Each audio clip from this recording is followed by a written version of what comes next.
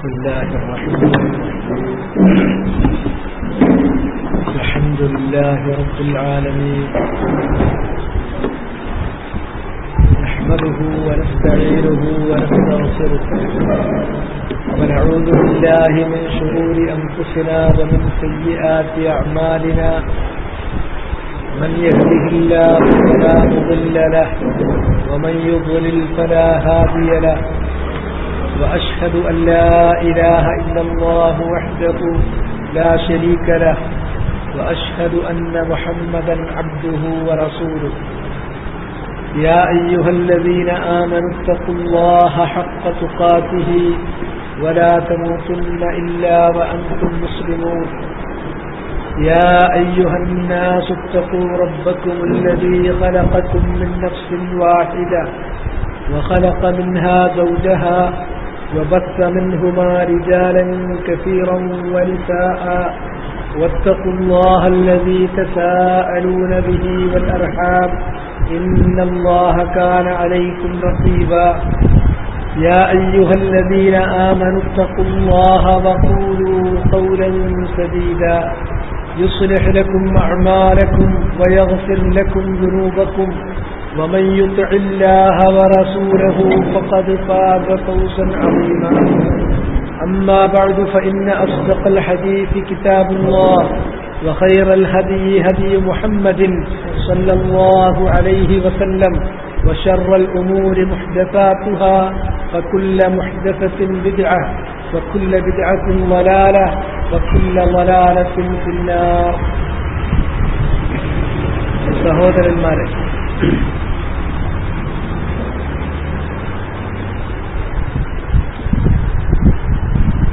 നമ്മൾ ദുൽഖഅദ മാസത്തിന്റെ അവസാന സമയത്താണ് ഇപ്പോഴുള്ളത്. ഏതാനും ദിവസങ്ങൾ കഴിയുമ്പോൾ ദുൽഹിജ്ജ മാസത്തിൽ നമ്മൾ പ്രവേശിക്കുകയായി. ദുൽഹിജ്ജ മാസത്തിന് ചില പ്രത്യേകതകളുണ്ട്.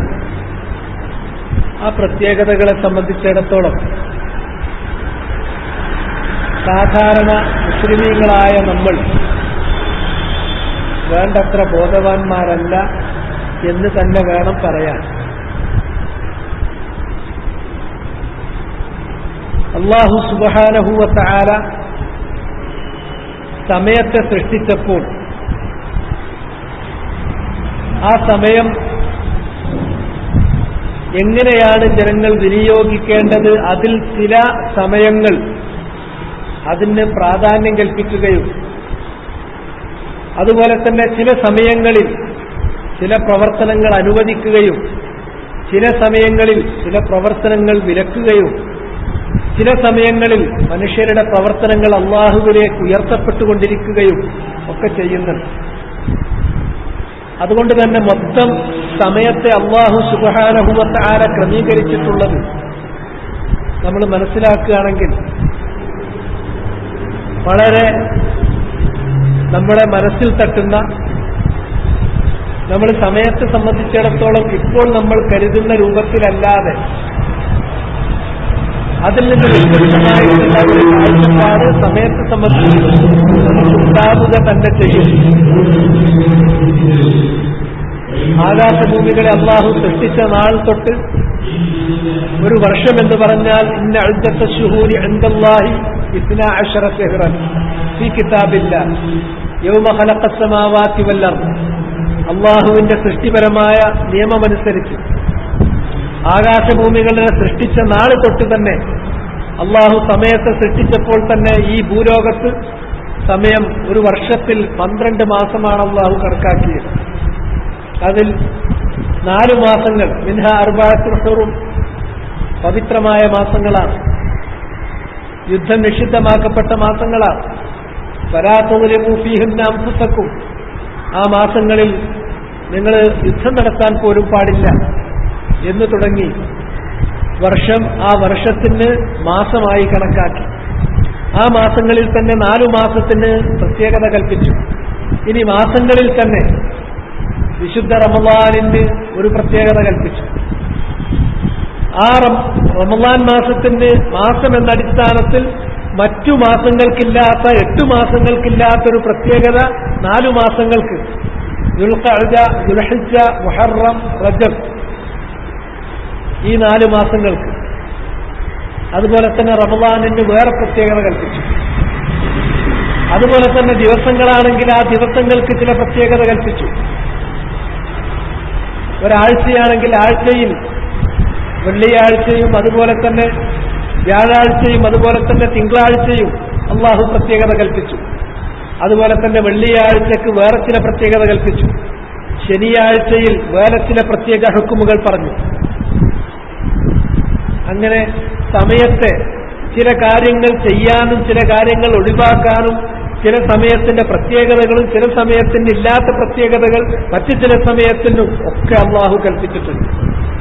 അങ്ങനെ ദിവസങ്ങൾ എടുത്തു നോക്കുകയാണെങ്കിൽ അതിലേറ്റവും വിലപ്പെട്ട ഒരു മുസ്ലിമിനെ സംബന്ധിച്ചിടത്തോളം ഏറ്റവും വിലപ്പെട്ട ദിവസങ്ങൾ പകലുകൾ അതൊന്ന് വേറെയാണ്. ഏറ്റവും വിലപ്പെട്ട ഏറ്റവും പുണ്യമായിട്ടുള്ള രാത്രികൾ എടുത്തു നോക്കുകയാണെങ്കിൽ അതൊന്ന് വേറെയാണ്. അല്ലാഹു സുബ്ഹാനഹു വ തആല വിശുദ്ധ ഖുർആനിൽ പറഞ്ഞു, വൽ ഫജ്ർ വലയാലിൻ അശ്ർ വശഫ്ഇ വൽ വത്ർ. അല്ലാഹു സുബ്ഹാനഹു വ തആല ആദ്യം പ്രഭാതം ആ സമയത്തെ മുൻനിർത്തിയിട്ട് സത്യം ചെയ്തു. അതുപോലെ തന്നെ ലയാലുൻ അശ്ർ 10 ദിവസങ്ങളെക്കുറിച്ച് സത്യം ചെയ്തു. ഏതാണ് ഈ 10 ദിവസങ്ങൾ? ലയാലുൻ അശ്ർ, ആ 10 ദിവസങ്ങൾ ഏതാണെന്ന് അല്ലാഹു സുബ്ഹാനഹു വ തആല അത് ആ 10 ദിവസങ്ങൾ കൊണ്ട് ഉദ്ദേശിച്ചിട്ടുള്ളത് ദുൽഹിജ്ജ മാസം, അഥവാ ഇനി ഏതാനും ദിവസങ്ങൾ 2-3 ദിവസങ്ങൾ കഴിഞ്ഞാൽ നമ്മൾ ദുൽഹിജ്ജയിലെത്തി. ആ ദുൽഹിജ്ജ മാസം അതിലെ ആദ്യത്തെ 10 ദിവസമാണ് അതുകൊണ്ട് ഉദ്ദേശിച്ചത് എന്ന് ഇബ്നു അബ്ബാസിൽ നിന്ന്, അബ്ദുല്ലാഹി ഇബ്നു സുബൈറിൽ നിന്ന്, അതുപോലെ ഖതാദയിൽ നിന്ന്, അതുപോലെ മുജാഹിദിൽ നിന്ന് തുടങ്ങി ഗൈറു വാഹിദിൻ മിനസ് സലഫ് വൽ ഖലഫ്, മുൻഗാമികളും പിൻഗാമികളുമായ ഒരുപാട് പണ്ഡിതന്മാരിൽ നിന്ന് ആ ഖുർആനിൽ അല്ലാഹു ശ്രേഷ്ഠത കൽപ്പിച്ചുകൊണ്ട് സത്യം ചെയ്തുകൊണ്ട് പറഞ്ഞിട്ടുള്ള ആ 10 ദിവസങ്ങൾ അത് ദുൽഹിജ്ജ മാസത്തിലെ 10 ദിവസങ്ങളാണ് എന്ന് പറഞ്ഞു. പക്ഷെ ഇത് റമളാനില് അവസാനത്തെ 10 വരുമ്പോൾ ആ 10ന്റെ രാത്രികൾക്ക് നമ്മൾ കൽപ്പിക്കുന്ന പ്രാധാന്യം, ആ ദിവസങ്ങൾക്കുള്ള പ്രാധാന്യത്തെക്കുറിച്ച് ഒരു സാമാന്യമായ ധാരണ മുസ്ലിങ്ങൾക്കുണ്ട്. അതേപോലെ അല്ലെങ്കിൽ ഒരു പക്ഷേ അതിനേക്കാൾ പ്രാധാന്യം കൽപ്പിക്കപ്പെടുന്ന സമയമുണ്ട്, പകൽ ദിവസങ്ങളുണ്ട് യഥാർത്ഥത്തിൽ ദുൽഹിജ്ജ മാസത്തിൽ. ആ ദുൽഹിജ്ജ മാസത്തിലെ ആ ദിവസങ്ങളെ സംബന്ധിച്ച് നമ്മൾ ഒരിക്കലും അത്ര ഒരു ഗൗരവം റമളാനിലെ അവസാനത്തെ 10 പോലെ പ്രാധാന്യമർഹിക്കുന്ന 10 ദിവസങ്ങളാണ് ദുൽഹിജ്ജ മാസത്തിലെ 10 ദിവസം എന്ന് നമ്മുടെ മനസ്സിൽ ഇതുവരെ അങ്ങനെ ഒന്നും തോന്നിയിട്ടേയില്ല. അതാണ് സത്യം. യഥാർത്ഥത്തിൽ ഹദീസുകൾ, ആയത്തുകൾ പരിശോധിച്ചാൽ വളരെ പ്രാധാന്യമർഹിക്കുന്ന സമയമാണിത് എന്ന് നമുക്ക് കാണാൻ സാധിക്കും. നബി സല്ലല്ലാഹു അലൈഹി വസല്ലം പറഞ്ഞു, മാ മിൻ അയ്യാമിൻ അൽ അമലു സ്വാലിഹു ഫീഹാ അഹബ്ബു ഇലല്ലാഹ് മിൻ ഹാദിഹിൽ അയ്യാം, യഅനി അയ്യാമൽ അശ്ർ ദിൽ ഹിജ്ജ. മാ മിൻ അയ്യാമിൻ, ഒരു ദിവസമല്ല, ദിവസങ്ങളില്ല തന്നെ.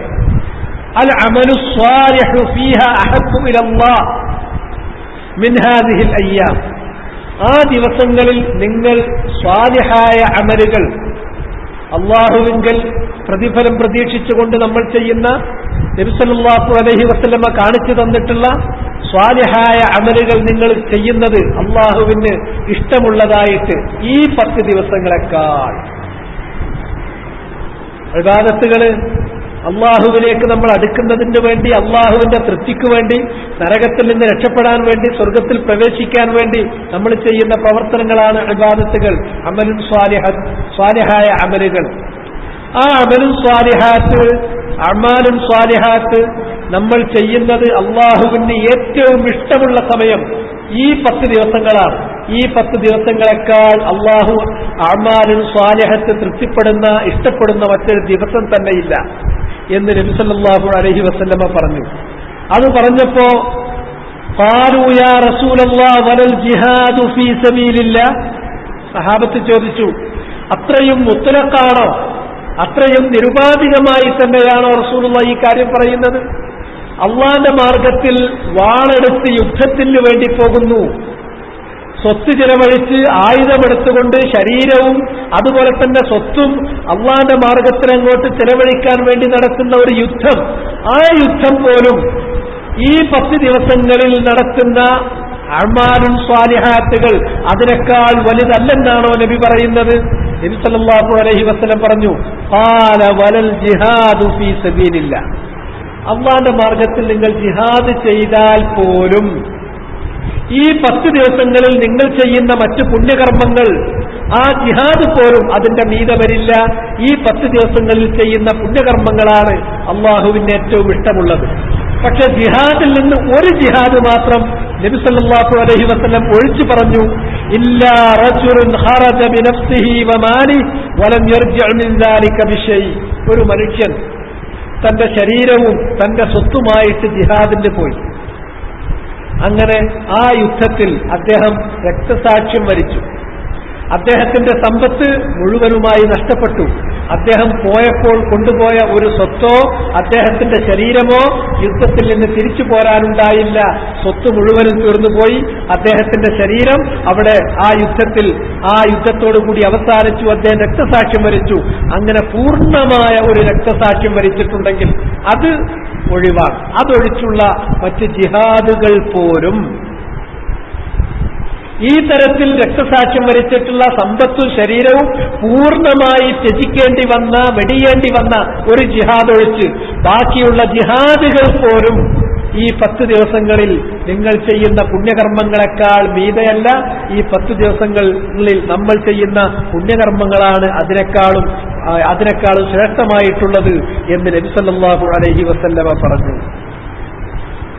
അങ്ങനെയാണെങ്കിൽ നമ്മൾ നോക്കുക, റമളാനിലെ അവസാനത്തെ 10 ദുൽഹിജ്ജ മാസത്തിലെ ആദ്യത്തെ 10 ദിവസമാണോ? ഏതാണ് കൂടുതൽ ശ്രേഷ്ഠം?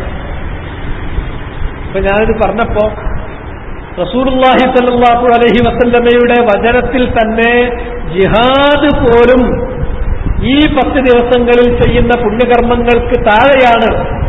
ജിഹാദ് അള്ളാന്റെ മാർഗത്തിൽ നടത്തുന്ന ജിഹാദിനേക്കാളും മീതെയാണ്. അള്ളാഹ് ഇഷ്ടപ്പെടുന്നത് ഈ 10 ദിവസങ്ങളിൽ ചെയ്യുന്ന പുണ്യകർമ്മങ്ങളാണ്. അള്ളാഹ് ശറഅാക്കിയിട്ടുള്ള ഏത് പുണ്യകർമ്മവും അതാണ് ജിഹാദിനേക്കാളും മീതെ. ഒഴിച്ചു നിർത്താൻ ഒരു കാര്യം മാത്രമേ ഉള്ളൂ. ഒരാൾ ജിഹാദിന് വേണ്ടി പോയി ശരീരവും സ്വത്തും തീർത്തും ആ ജിഹാദിൽ ത്യജിച്ചു, ഒന്നുമായി അദ്ദേഹത്തിന് തിരിച്ചു വരാൻ പറ്റിയില്ല. അദ്ദേഹം രക്തസാക്ഷ്യം വരിച്ചു, സമ്പത്ത് പൂർണ്ണമായും ആ യുദ്ധത്തിൽ ത്യജിക്കേണ്ടി വന്നു. അങ്ങനെയുള്ള ഒരാൾ, അയാൾ ഒഴിച്ച് ബാക്കിയുള്ള ജിഹാദുകൾ പോലും ഇതിന്റെ താഴെയാണ്. അങ്ങനെയാണെങ്കിൽ വിശുദ്ധ റമളാനിന്റെ അവസാനത്തെ 10 ഒരുപാട് ശ്രേഷ്ഠത നമ്മൾ പറയാറുണ്ട്. അവയാണോ, ഇതാണോ ദുൽഹിജ്ജ മാസത്തിലുള്ള 10 ദിവസമാണോ? ശൈഖുൽ ഇസ്ലാം ഇബ്നു തൈമിയ്യ റഹിമഹുല്ലാഹ് ഈ വിഷയത്തെ സംബന്ധിച്ച് ഗാഢമായി ചിന്തിക്കുകയും ദലീലുകൾ, ആസാറുകൾ വെച്ചുകൊണ്ട് അദ്ദേഹം ആ കാര്യം വേണ്ടതുപോലെ വിലയിരുത്തുകയും ചെയ്തുകൊണ്ട് അദ്ദേഹം പറഞ്ഞിട്ടുള്ളത് ഇപ്രകാരമാണ്: സുഇല റഹിമഹുല്ലാഹ് അൻ അശ്രി ദിൽഹിജ്ജ വൽ അശ്രി അൽഅവാഖിർ മിൻ റമളാൻ അയ്യുഹുമാ അഫ്ളൽ. റമളാനിലെ അവസാനത്തെ 10 ദുൽഹിജ്ജ മാസത്തിലെ ആദ്യത്തെ 10 ദിവസമാണോ കൂടുതൽ ശ്രേഷ്ഠം? അജാബ്, ശൈഖുൽ ഇസ്ലാം അതിന് ഉത്തരം നൽകിയത് അയ്യാമു അശ്രി ദിൽഹിജ്ജ അഫ്ളലു മിൻ അയ്യാമിൽ അശ്രി മിൻ റമളാൻ വല്ലയാലി അൽ അശ്റുൽ അവാഖിർ മിൻ റമളാൻ അഫ്ളലു മിൻ ലയാലി അശ്രി ദിൽഹിജ്ജ. ഫതാവയിൽ അദ്ദേഹം കൊടുത്തിട്ടുള്ള ഉത്തരം അതാണ്. ദുൽഹിജ്ജ മാസത്തിലെ പകലുകൾ റമളാനിലെ അവസാനത്തെ 10 പകലുകളെക്കാൾ ശ്രേഷ്ഠമാണ്. വിശുദ്ധ റമളാനിന്റെ അവസാനത്തിലെ 10 രാത്രികൾ ഈ ദുൽഹിജ്ജ മാസത്തിലെ ആദ്യത്തെ 10 ദിവസത്തിലെ രാത്രികളെക്കാൾ ശ്രേഷ്ഠമാണ്. രാത്രികൾ എടുത്തു നോക്കുമ്പോൾ ശ്രേഷ്ഠമായിട്ടുള്ളത് റമളാനാണ്. പകലെടുത്ത് നോക്കുമ്പോൾ കൂടുതൽ ശ്രേഷ്ഠമായിട്ടുള്ളത് അത് ദുൽഹിജ്ജയുമാണ്. ഇതാണ് ശൈഖുൽ ഇസ്ലാം അതിനെക്കുറിച്ച് പറഞ്ഞിട്ടുള്ളത്. കാരണം റമളാനിലെ ലൈലത്തുൽ ഖദ്ർ ഉണ്ട്, അത് ലൈലത്തിലാണ്, രാത്രിയിലാണ്. അതുകൊണ്ട് തന്നെ അതിലെ രാത്രികളെ നമ്മൾ എടുത്തു നോക്കുകയാണെങ്കിൽ രാവ് ഏറ്റവും ശ്രേഷ്ഠമായിരിക്കുക റമളാനിലുള്ള അവസാനത്തെ 10 രാവുകളാണ്. രാവ് ഒഴിവാക്കി പകലുകൾ നമ്മൾ നോക്കുകയാണെങ്കിൽ ഏറ്റവും ശ്രേഷ്ഠമായിരിക്കുന്നത് റമളാനിലെ അവസാനത്തെ 10 പകലിനേക്കാളും ശ്രേഷ്ഠമാണ് ഈ ദുൽഹിജ്ജ മാസത്തിലെ ആദ്യത്തെ 10 ദിവസത്തിലെ പകലുകൾ. ഇത്രത്തോളം ഒരു പ്രാധാന്യം ഇതിന് നമ്മളുടെ മനസ്സിലുണ്ടോ എന്നതാണ് ആദ്യം നമ്മളൊന്ന് ചിന്തിക്കേണ്ടത്. ആദ്യം മുതലേ നമ്മൾ ദീനിനെ കുറിച്ച് കേൾക്കാനും പഠിക്കാനും തുടങ്ങിയ നാള് തൊട്ട് ദുൽഹിജ്ജ മാസത്തിന്റെ പ്രത്യേകത പറയപ്പെടുകയോ അല്ലെങ്കിൽ നമ്മൾ പഠിപ്പിക്കപ്പെടുകയോ ചെയ്തില്ല. എന്നാൽ റമളാനിലെ അവസാനത്തെ 10 സംബന്ധിച്ചിടത്തോളമുള്ള പ്രത്യേകത കുറച്ചൊക്കെ പറയുകയും പഠിപ്പിക്കപ്പെടുകയും ചെയ്തു. പക്ഷെ ഇനിയെങ്കിലും ഇത് നമ്മൾ റമളാനിന്റെ അവസാനത്തെ 10 അത്ര തന്നെ ദുൽഹിജ്ജ മാസത്തിന്റെ ആദ്യത്തെ 10 പ്രത്യേകതയുണ്ട്. രാവ് എടുത്തു നോക്കുകയാണെങ്കിൽ ഒരുപക്ഷെ റമളാനിലെ അവസാനത്തെ 10 രാവുകൾ കൂടുതൽ ശ്രേഷ്ഠമാണ് എന്നും പകലെടുത്ത് നോക്കുകയാണെങ്കിൽ ദുൽഹിജ്ജ മാസത്തിലെ ആദ്യത്തെ 10 പകലുകൾ അത് റമളാനിലെ അവസാനത്തെ 10 ശ്രേഷ്ഠമാണ് എന്നും അവസാനത്തെ 10 പകലിനേക്കാൾ ശ്രേഷ്ഠമാണ് എന്നും ഷെയ്ഖുൽ ഇസ്ലാം അതുകൊണ്ട് തന്നെ ആസാറുകൾ പരിശോധിച്ചുകൊണ്ട് അദ്ദേഹം നൽകിയിട്ടുള്ള ഫത്വ അതാണ്. അതിനാൽ ഈ 10 ദിവസം എന്താ ചെയ്യാനുള്ളത്? ഈ 10 ദിവസം അൽ അമലു സ്വാലിഹ് എന്ന് മുത്തലഖായിട്ടാണ് പറഞ്ഞത്. പുണ്യകർമ്മങ്ങൾ എല്ലാം തന്നെ, പുണ്യകർമ്മങ്ങളെല്ലാം എന്ന് പറഞ്ഞാൽ നമ്മൾ അല്ലാഹുവിന് ചെയ്തുകൊണ്ടിരിക്കുന്ന നമ്മുടെ മനസ്സുകൊണ്ട് ചെയ്യുന്ന അഅ്മാലുകൾ, മിന തവക്കുൽ വൽ ഇനാബ വൽ ഖൗഫ് വൽ ഖശ്യ വൽ റജാ തുടങ്ങി അല്ലാഹുവിൽ കാര്യങ്ങൾ ഭരമേൽപ്പിക്കുക, അവനിലേക്ക് തൗബ ചെയ്യുക, അവനോട് ഇസ്തിഗ്ഫാർ ചെയ്യുക, അവനിലേക്ക് മടങ്ങുക, അവനിൽ കാര്യങ്ങൾ ഭരമേൽപ്പിക്കുന്നു, ഇങ്ങനെ തുടങ്ങി അവനിൽ പ്രതീക്ഷകൾ അർപ്പിക്കുന്നു. അങ്ങനെയുള്ള എല്ലാ മാനസികമായിട്ടുള്ള അഅ്മാലുൽ ഖൽബ് അതിൽപ്പെടും. അതുപോലെ തന്നെ നമ്മുടെ നാവ് കൊണ്ട് നമ്മൾ ചെയ്യുന്ന പ്രവർത്തനങ്ങൾ, അള്ളാഹുവിന് വേണ്ടി നമ്മൾ ചെയ്യുന്ന പ്രവർത്തനങ്ങളിൽപ്പെട്ടതാണ് ദിക്റുല്ലാഹ്, അള്ളാഹുവിനെ സ്മരിക്കുക, യുഹല്ലിൽ വയുകബ്ബിർ വയുമജ്ജിദ്, ലാ ഇലാഹ ഇല്ലല്ലാഹ്, സുബ്ഹാനല്ലാഹ്, അല്ലാഹു അക്ബർ തുടങ്ങിയിട്ടുള്ള തക്ബീറുകൾ, ദിക്റുകൾ, ലാ ഇലാഹ ഇല്ലല്ലഹകൾ, ഹംദുകൾ, തസ്ബീഹുകൾ എല്ലാം അതിൽപ്പെടും. അതുപോലെ തന്നെ ശരീരം കൊണ്ട് നമ്മൾ ചെയ്യുന്ന അഅ്മാൽ ഇബാദാത്ത് ബദനിയ, ശരീരം കൊണ്ട് നമ്മൾ ചെയ്യുന്ന അർക്കാനുകൾ കൊണ്ട്, ജവാരിഹുകൾ കൊണ്ട്, ശരീരാവയവങ്ങൾ കൊണ്ട് നമ്മൾ ചെയ്യുന്ന അമലുകൾ അതിൽപ്പെടും.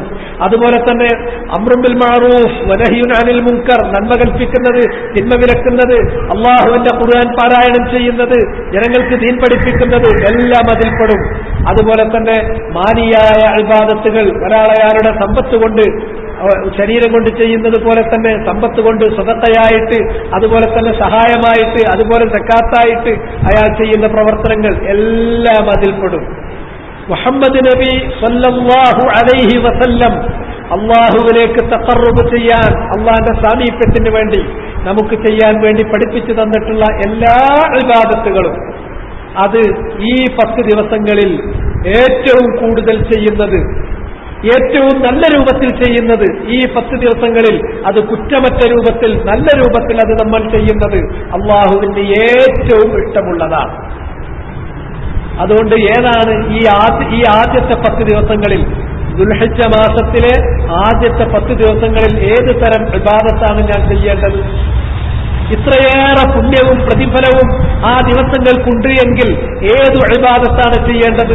അതിന് പറയാനുള്ളത് എല്ലാ ഇബാദത്തുകളും മുത്ലഖായിട്ട് ചെയ്യുക എന്നുള്ളതാണ്. ഇന്ന ഇബാദത്ത് എന്ന് പ്രത്യേകമായി പറയാനില്ല.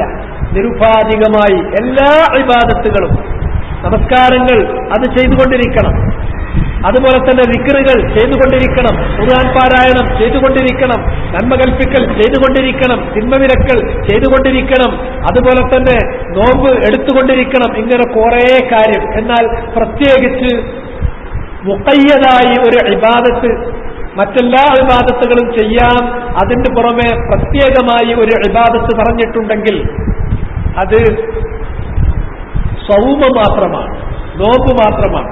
നബി സല്ലല്ലാഹു അലൈഹി വസല്ലം ആശിറു ദുൽഹിജ്ജ മാസത്തിലെ ആദ്യത്തെ 10 ദിവസങ്ങളിൽ നബി സല്ലല്ലാഹു അലൈഹി വസല്ലമ നോമ്പനുഷ്ഠിക്കാറുണ്ടായിരുന്നു. റസൂലുള്ളാഹി സല്ലല്ലാഹു അലൈഹി വസല്ലമയുടെ പത്നിമാരിൽപ്പെട്ട ചിലരിൽ നിന്നുള്ള റിവായത്തിൽ കാണാം, كان رسول الله صلى الله عليه وسلم يصوم 9 ذي الحجة ويوم عاشوراء و3 أيام من كل شهر رواه أبو داود وصححه إمامنا الألباني رحمه الله. നബി സല്ലല്ലാഹു അലൈഹി വസല്ലം നോമ്പനുഷ്ഠിക്കാറുണ്ട് ദുൽഹിജ്ജ മാസത്തിലെ 9 ദിവസവും. ആദ്യത്തെ 9 ദിവസം, അതിന് 10 ദിവസം എന്ന് പറഞ്ഞാൽ 10ാമത്തെ ദിവസം പ്രാധാന്യമുള്ളതാണ്. അന്ന് നോമ്പെടുക്കാൻ നിവൃത്തിയില്ല, കാരണം അത് പെരുന്നാളാണ്. യൗമുൻ നഹർ, അറവിന്റെ പെരുന്നാളിന്റെ ദിവസമാണ്. ആ പെരുന്നാളിന്റെ ദിവസവും തുടർന്നുള്ള 3 ദിവസവും അത് നോമ്പെടുക്കരുത് എന്ന് നബി സല്ലല്ലാഹു അലൈഹി വസല്ലം വിലക്കിയിട്ടുണ്ട്. അത് അയ്യാമു അക്ലിൻ വശുർബ്, അന്ന് മുസ്ലിമീങ്ങൾ ഭക്ഷിക്കുവാനും അതുപോലെ തന്നെ കുടിക്കുവാനും ആഘോഷിക്കുവാനും ഉപയോഗിക്കേണ്ട ദിവസങ്ങളാണ്. അന്ന് നിങ്ങൾ നോമ്പനുഷ്ഠിക്കാൻ പാടില്ല. അതുകൊണ്ട് 1 മുതൽ 9 വരെയുള്ള ദിവസം, ദുൽഹിജ്ജ മാസത്തിലെ 1 തൊട്ട് 9 വരെയുള്ള ദിവസം നബി സല്ലല്ലാഹു അലൈഹി വസല്ലം നോമ്പനുഷ്ഠിക്കാറുണ്ടായിരുന്നു. അതുപോലെ തന്നെ ആശൂറാ ദിവസം, മുഹറം 10-ന്, അതുപോലെ തന്നെ 3 അയ്യാം മിൻ കുല്ലി ഷഹർ, എല്ലാ മാസവും അയ്യാമുൽ ബീർ 13, 14, 15 ദിവസങ്ങൾ, അറബി മാസത്തിലെ 13, 14, 15 ദിവസങ്ങൾ നബി സല്ലല്ലാഹു അലൈഹി വസല്ലം നോമ്പനുഷ്ഠിക്കാറുണ്ടായിരുന്നു. ഇതൊക്കെ സുന്നത്തായ നോമ്പാണ്. സുന്നത്തായ നോമ്പാകുമ്പോൾ ഒരു കാര്യം കൂടി നമ്മുടെ ശ്രദ്ധയിൽ വേണം. എന്താ നമ്മുടെ ശ്രദ്ധയിൽ വേണ്ടത്? നബി സല്ലല്ലാഹു അലൈഹി വസല്ലം പറഞ്ഞിട്ടുള്ള ഒരു കാര്യമാണ്, ലാ തസൂമു യൗമസ് സബ്ത് ഇല്ലാ ഫീമാ ഇഫ്തറല്ലാഹു അലൈക്കും. ശനിയാഴ്ച ദിവസം, ആ അശ്ർ ദുൽഹിജ്ജ മാസത്തിലെ ആദ്യത്തെ 9 ദിവസം നമ്മൾ കണക്ക് കൂട്ടുമ്പോൾ ഒരാഴ്ചയിലധികം ദിവസമുണ്ട്. ഒരു ശനി ഉറപ്പാണ്. ചിലപ്പോ 2 ശനി തന്നെ വന്നു എന്നും വന്നേക്കാം. ഇത്രയും ശനി വരാം. അങ്ങനെ വരികയാണെങ്കിൽ യൗമുസ്സബത്തിൽ, ശനിയാഴ്ച ദിവസം ഫർളല്ലാത്ത നോമ്പുകൾ നിങ്ങൾ അനുഷ്ഠിക്കരുത് എന്ന് നബി സല്ലല്ലാഹു അലൈഹി വസല്ലം വിലക്കിയിട്ടുള്ളതിനാൽ യൗമുസ്സബത്ത് ഒഴിവാക്കണം. അതൊക്കെ ഞാൻ നേരത്തെ പറഞ്ഞ ആ സമയക്രമീകരണത്തിന്റെ ഒരു ഭാഗമാണ്. ഒരു കൊല്ലത്തോട് കൊല്ലം നിങ്ങൾ യുദ്ധം ചെയ്യുകയാണെങ്കിലും 4 മാസം നിങ്ങൾ യുദ്ധത്തിൽ നിന്ന് മാറി നിൽക്കണം. 4 മാസം ലോകത്ത് സമാധാനം ഉണ്ടാകണം. ഇത് അല്ലാഹുവിന് നിർബന്ധമുള്ള കാര്യമാണ്. അതുപോലെ തന്നെ റമളാൻ അല്ലാത്ത കാലത്ത് നിങ്ങൾ നോമ്പ് നോക്കുകയാണെങ്കിൽ ഫർളായ ഒരു നോമ്പല്ല നിങ്ങൾ നോക്കുന്നത് എങ്കിൽ ഒരാഴ്ചയിൽ 1 ദിവസമെങ്കിലും നിങ്ങൾ വിട്ടിരിക്കണം. ആ ദിവസം യൗമുസ്സബ്താണ്. അന്നാണ് ജൂതന്മാരായ ആളുകൾ ആ ദിവസത്തിന്റെ തഅദീം കൽപ്പിച്ചുകൊണ്ട് നോമ്പ് നോൽക്കാറുള്ളത്. അന്ന് 1 ദിവസമെങ്കിലും നോമ്പ് ഒഴിവാക്കണം. അത് ആ സമയക്രമീകരണത്തിന്റെ ഭാഗമാണ്. അതുകൊണ്ട് തന്നെ അതിന് അന്ന് തെരഞ്ഞെടുത്തിട്ടുള്ളത് ജൂതന്മാരോട് വ്യത്യാസപ്പെടുത്തിക്കൊണ്ട് യൗമുസ്സബ്ത്തിൽ നിങ്ങൾ സുന്നത്ത് നോമ്പ് നോൽക്കാൻ പാടില്ല. അന്ന് മറ്റു കാര്യങ്ങൾ ചെയ്യുക, മറ്റു കാര്യങ്ങൾ വർദ്ധിപ്പിക്കുക. ഇങ്ങനെ പ്രത്യേകമായ എല്ലാ ദിവസവും ഇന്ന ഒരു പ്രത്യേകമായ ഇബാദത്ത് ചെയ്യണം, സുന്നത്ത് വർദ്ധിപ്പിക്കണമെന്ന് പറഞ്ഞാൽ അത് സൗമാണ്. അത് തന്നെ 1 മുതൽ 9 വരെയുള്ള ദിവസങ്ങൾ. 9ാമത്തെ ദിവസം അത് യൗമു അറഫ, അറഫയിൽ ഹാജിമാര് നിൽക്കുന്ന ദിവസമാണ്. അറഫയിൽ ഹാജിമാര് നിൽക്കുന്ന ദിവസം, അതാണ് യൗമു അറഫ. അൽ അറഫ, അറഫ എന്ന് പറഞ്ഞാൽ യൗമ യഖൂമുൻ നാസു ബി അറഫ, ജനങ്ങൾ അറഫയിൽ നിൽക്കുന്ന സമയമാണ്. അത് ആ ദിവസം അറഫയിൽ നിൽക്കുന്ന ആളുകൾ നോമ്പെടുക്കാൻ പാടില്ലെന്നും അറഫയിൽ അന്ന് ഹജ്ജിന് വേണ്ടി പങ്കെടുത്തിട്ടില്ലാത്ത ലോകത്തുള്ള മുഴുവൻ മുസ്ലിമീങ്ങളും ആ ദിവസം കഴിയുന്നവരൊക്കെ നോമ്പനുഷ്ഠിക്കണമെന്നുമുള്ളതാണ് അതിൽ പറയപ്പെട്ടിട്ടുള്ളത്. എങ്ങനെയാണ് അറഫ തീരുമാനിക്കുന്നത്? അത് ദുൽഹിജ്ജ മാസം 9-നാണ്. ദുൽഹിജ്ജ മാസം 9 ഒന്ന് ആരാണ് തീരുമാനിക്കേണ്ടത്? അത് മുസ്ലിമീങ്ങളായ ആളുകൾ പടിഞ്ഞാറൻ ചക്രവാളത്തിൽ ദുൽഹിജ്ജ മാസത്തിന്റെ പിറവി കാണുന്നു. ആ കണ്ടിട്ടുള്ള കാഴ്ച ഒരു ഭരണാധികാരിയോട് റിപ്പോർട്ട് ചെയ്തിട്ട് ഭരണാധികാരി അയാളുടെ സാക്ഷ്യം അംഗീകരിക്കുന്നു. അതിന്റെ അടിസ്ഥാനത്തിലാണ്. അതുതന്നെയും നെഹ്റ് എന്ന് പറയുന്നത്, വലിയ പെരുന്നാൾ എന്ന് പറയുന്നത് യൗമുൻ നെഹ്റിലാണ്, അറബിന്റെ ദിവസമാണ്. അറബ് അവിടെയാണ് ബലി, അത് മിനയിൽ വെച്ചിട്ടാണ് അറബ് നടക്കുന്നത്. ആ ദിവസം തീരുമാനിക്കുന്നത് മക്കയിലുള്ള ഭരണാധികാരിയാണ്, മശാഇറിലുള്ള ഭരണാധികാരിയാണ്. ഹജ്ജിന്റെ സ്ഥലങ്ങൾ അത് ആരുടെ കയ്യിലാണോ ആ ഭരണാധികാരി അവരാണ് തീരുമാനിക്കേണ്ടത്. അതുകൊണ്ട് തന്നെ ബാക്കിയുള്ള ആളുകളെല്ലാം വന്നാസു തബഉൻ ലിഅഹ്ലി മക്ക, ബാക്കിയുള്ള ആളുകളെല്ലാം തന്നെ മക്കയിലുള്ള ആളുകൾ എന്നാണോ തീരുമാനിച്ചത് അത് പിന്തുടരുക മാത്രമാണ്, അതിനെ പിന്തുടരുകയാണ് ചെയ്യേണ്ടത്, അല്ലാതെ വേറൊരു ദിവസമല്ല.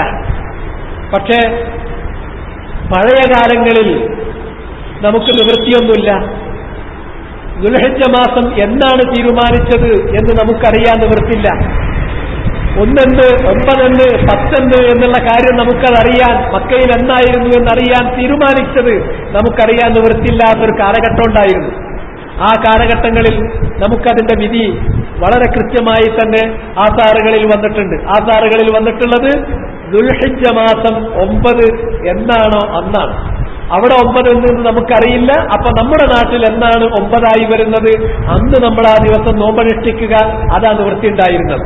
മറിച്ച് ഇന്ന് ദുൽഹിജ്ജ മാസം 9 എല്ലാ സ്ഥലത്തും ഒരേപോലെ തന്നെ ആകാൻ സാധിക്കും.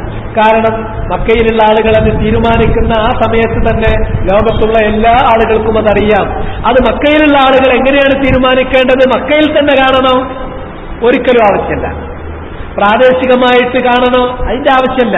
പണ്ട് ഇവിടെ കണ്ടിരുന്നത് ചേർത്തല വരെയുള്ള സ്ഥലം നിങ്ങൾ ഒന്നായിട്ട് പെടും, ചേർത്തലിന്റെ അപ്പുറം കണ്ടാൽ നിങ്ങൾക്ക് പെടൂലായിരുന്നു. പിന്നെ കുറേം കൂടി കഴിഞ്ഞപ്പോൾ കുറച്ചും കൂടി അപ്പുറത്തേക്കും ഇപ്പുറത്തേക്കും എടുത്തു.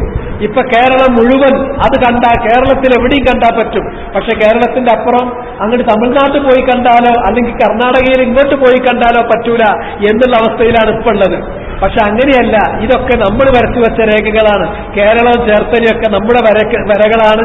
അങ്ങനെ ഒരു വരയും ഖുർആനിലോ ഹദീസിലോ ആസാറുകളിൽ എവിടെയും വരക്കാനുള്ള കൽപ്പന അള്ളാഹു നൽകിയിട്ടില്ല.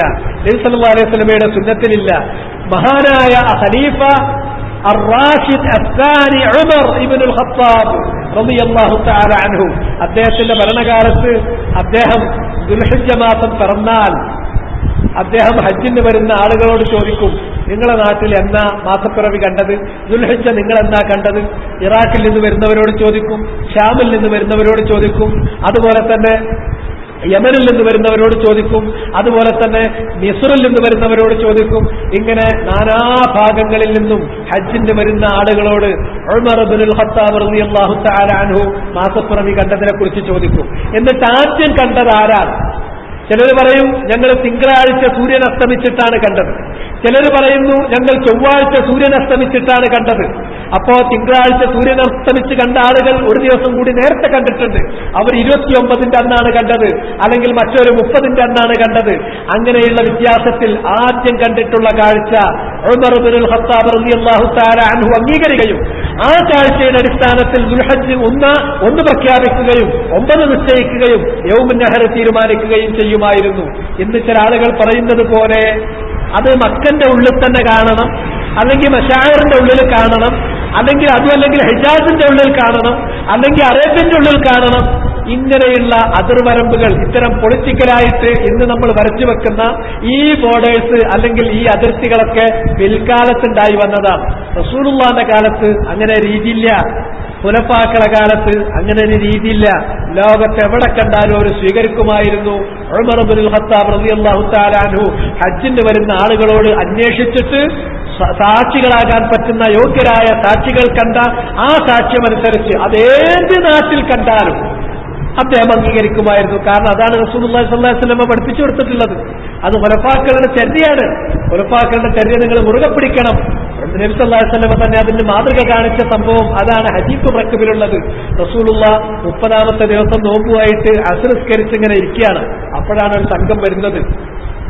അപ്പോ സഹാബിമാരൊക്കെ, നബിയും സഹാബത്തുമൊക്കെ നോമ്പ് നോറ്റ് ആ ക്ഷീണത്തിൽ ഇരിക്കുന്നത് കാണുമ്പോൾ അവർ ചോദിക്കുന്നു, നിങ്ങളിപ്പോഴും നോമ്പിലാണോ? നോമ്പ് മുറിച്ചിട്ടില്ലേ? ഇല്ല, ഞങ്ങൾ ഇന്ന് 30 പൂർത്തീകരിക്കുകയാണ്. കാരണം ഇന്നലെ ഞങ്ങൾ 29ന്റെ അന്ന് മാസപ്പിറവി കണ്ടെങ്കിലല്ലേ മുറിക്കാൻ പറ്റുള്ളൂ. അപ്പൊ അവർ പറഞ്ഞു, ഞങ്ങൾ കണ്ടു. അവര് മാസപ്പിറവി കണ്ടു, എന്നിട്ട് യാത്രക്കാരാണ്. ആ രാത്രി മുഴുവനും സഞ്ചരിച്ചു, പിന്നെ ഈ പകലും സഞ്ചരിച്ചു. അത്രയും ദൂരത്തുനിന്നാണ് വരുന്നത്. അങ്ങനെ വന്നു, ഞങ്ങൾ കണ്ടിട്ടുണ്ട്. നബി സല്ലല്ലാഹു അലൈഹി വസല്ലം അവരുടെ മൊഴിയെടുത്തു. ആ മൊഴി തൃപ്തികരമായി റസൂലുള്ളാഹിക്ക് തോന്നി. അവരുടെ സാക്ഷ്യം അംഗീകരിച്ചു. റസൂലുള്ളാഹ് നോമ്പ് മുറിച്ചിട്ട് പറഞ്ഞു, സഹാബത്തിനോട് നോമ്പ് മുറിക്കാൻ വേണ്ടി പറഞ്ഞു. പെരുന്നാൾ നമസ്കാരത്തിന്റെ സമയം പകല് വൈകിയതിനാൽ, ഇന്ന് കഴിഞ്ഞതിനാൽ നാളെ രാവിലെ നിങ്ങളെല്ലാവരും മുസല്ലയിലേക്ക് പെരുന്നാൾ നമസ്കരിക്കാൻ വേണ്ടി പോയിക്കോളൂ ഒരു ചെറിയ പഞ്ചായത്ത് ഇനി ഒരു 15 മിനിറ്റ് ഒരു അരമണിക്കൂറല്ലേ സൂര്യൻ അസ്തമിക്കാനുള്ളൂ, ഒരു നോമ്പും കൂടി നമുക്ക് കിട്ടല്ലേ എന്നതായിരുന്നില്ല നബി സല്ലല്ലാഹു അലൈഹി വസല്ലമയുടെ തീർപ്പ്. നബി അവിടെ മുറിക്കുകയും സഹാബത്തിനെ കൊണ്ട് മുറിപ്പിക്കുകയും പെരുന്നാൾ നമസ്കാരം നാളെ കാലത്ത് മുസല്ലയിലേക്ക് നിങ്ങൾ പുറപ്പെടൂ എന്ന് ആജ്ഞാപിക്കുകയുമാണ് ചെയ്തിട്ടുള്ളത്. ഇത് കാണിച്ചു കൊടുത്തിട്ടുള്ള റസൂലുള്ളാഹി സ്വല്ലല്ലാഹു അലൈഹി വസല്ലം, ഇത് കണ്ടു വളർന്നിട്ടുള്ള സഹാബാക്കൾ, അവിടുത്തെ ഖുലഫാക്കളും സഹാബാക്കളും അവരങ്ങനെയാണ് ചെയ്തിട്ടുള്ളത്. അതിനാൽ ഈ കാര്യങ്ങളൊക്കെ രേഖപ്പെടുത്തിക്കൊണ്ട് മഹാനായ അഹ്മദ് ഇബ്നു ഹംബൽ, അതുപോലെ തന്നെ ശൈഖുൽ ഇസ്ലാം ഇബ്നു തൈമിയ്യ അവരൊക്കെ ഈ കാര്യങ്ങളെക്കുറിച്ച് പറഞ്ഞിട്ടുള്ളത് വലിയ പെരുന്നാള് അത് മക്കയിലുള്ള ഭരണാധികാരി അയാളാണ് ദിവസമർപ്പിക്കുന്നത് ദുൽഹിജ്ജ 1 എന്നാണ്. അയാളാണ് ദുൽഹിജ്ജ 9 അറഫയിൽ ഏത് ദിവസം, തിങ്കളാഴ്ചയാണോ അറഫ, വ്യാഴാഴ്ചയാണോ അറഫ, വെള്ളിയാഴ്ചയാണോ അറഫ എന്ന് തീരുമാനിക്കുന്നത് ആ കാഴ്ച അദ്ദേഹം എടുക്കുന്ന തീരുമാനം അനുസരിച്ചാണ്. ആ തീരുമാനം അത് മക്ക, മറ്റുള്ള ജനങ്ങളെല്ലാവരും മറ്റു നാടുകളിൽ മറ്റു പ്രദേശങ്ങളിലുള്ള മുസ്ലിമീങ്ങൾ മക്കക്കാരെ പിന്തുടരുകയാണ് ചെയ്യേണ്ടത്. ഇതാണ് ആ വിഷയത്തിലുള്ളത്. ഇങ്ങനെ അറഫയിൽ മുസ്ലിമീങ്ങൾ നിൽക്കുന്ന ദിവസം നമ്മളൊക്കെ അങ്ങോട്ട് പോകേണ്ടവരാണ്. പോകാൻ സന്ദർഭവശാൽ നമുക്ക് കഴിയാത്തതിനാൽ, വഴിയാൽ സാധിക്കാത്തതിനാൽ നമ്മൾ ഹജ്ജിന് പോയിട്ടില്ല എന്നേ ഉള്ളൂ. അവിടെ അറഫയിൽ ഹാജിമാര് അല്ലാഹു സുബ്ഹാനഹു വ തആലാന്റെ റഹ്മത്തിനു വേണ്ടി കേടുകൊണ്ടിരിക്കുന്ന ആ സമയത്ത് നമ്മളിവിടെ നോമ്പെടുത്തുകൊണ്ട് അള്ളാഹുവിനോട് നമ്മുടെ പാപങ്ങൾ പൊറുക്കാനും അവന്റെ റഹ്മത്ത് കിട്ടാനും വേണ്ടിയിട്ട് പ്രാർത്ഥിച്ചുകൊണ്ടിരിക്കുകയാണ് ചെയ്യേണ്ടത്. അതുകൊണ്ട് അറഫയിലുള്ള ആളുകൾക്ക് നോമ്പെടുക്കാൻ പറ്റില്ല. അറഫയിൽ പോകാത്ത ഹാജിമാരല്ലാത്ത ആളുകൾ നോമ്പെടുക്കണം. ആ നോമ്പിനെ കുറിച്ച് നബി സല്ലല്ലാഹു അലൈഹി വസല്ലമ പറഞ്ഞു, സൗമു യൗമി അറഫ യുകഫിറു സനതൽ മാദിയ വൽ ബാഖിയ. അറഫ ദിവസത്തെ നോമ്പ്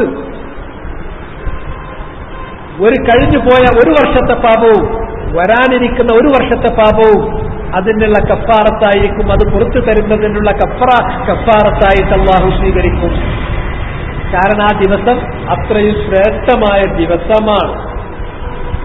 ما من أيام العمل الصالح فيها أحب إلى الله من هذه الأيام. നിങ്ങൾ അമൽ സ്വാലിഹാത്ത് ചെയ്യുകയാണെങ്കിൽ ഈ 10 ദിവസങ്ങളെക്കാൾ അമൽ സ്വാലിഹാത്ത് ചെയ്യാൻ അല്ലാഹു ഇഷ്ടപ്പെടുന്ന മറ്റൊരു ദിവസമില്ല. അതുകൊണ്ട് തന്നെ ആ 10 ദിവസത്തിൽപ്പെട്ടതാണ് യൗമു അറഫ. മാത്രമല്ല അറഫ ദിവസത്തിന്റെ പ്രത്യേകത, അറഫ ദിവസത്തിൽ അല്ലാഹു സുബ്ഹാനഹു വ തആല അവന്റെ അടിയാറുകളിലേക്ക് ഒന്നാമത്തെ ആകാശത്തിലേക്ക് അള്ളാഹുവിന്റെ ദുരൂവുണ്ടായിരിക്കും. അള്ളാഹു അടുത്തു വരും. റിവായത്തുകളിലുള്ളത് യദ്നു, അറഫയിൽ നിൽക്കുന്ന ആളുകളിലേക്ക് അള്ളാഹു അടുത്തു വരും. യദ്നു, അള്ളാഹിന്റെ ദുരൂവുണ്ടായിരിക്കും. എന്നിട്ട് അള്ളാഹു സുബ്ഹാനഹു വ തആല അവർക്ക് വേണ്ടിയിട്ട് പുറത്തു കൊടുക്കുകയും ചെയ്യും. അങ്ങനെ പുറത്തു കൊടുക്കുന്നത് എത്രത്തോളമാണ്? അല്ലാഹു സുബ്ഹാനഹു വ തആല പറയുന്നു, ആയിഷ റളിയല്ലാഹു തആല അൻഹയിൽ നിന്നുള്ള റിവായത്ത് പ്രകാരം റസൂലുള്ളാഹി പറഞ്ഞു, മാ മിൻ യൗമിൻ അക്സറു മിൻ അൻ യുഅതിഖ അല്ലാഹു ഫീഹി അബ്ദൻ മിനൻ നാർ മിൻ യൗമി അറഫ.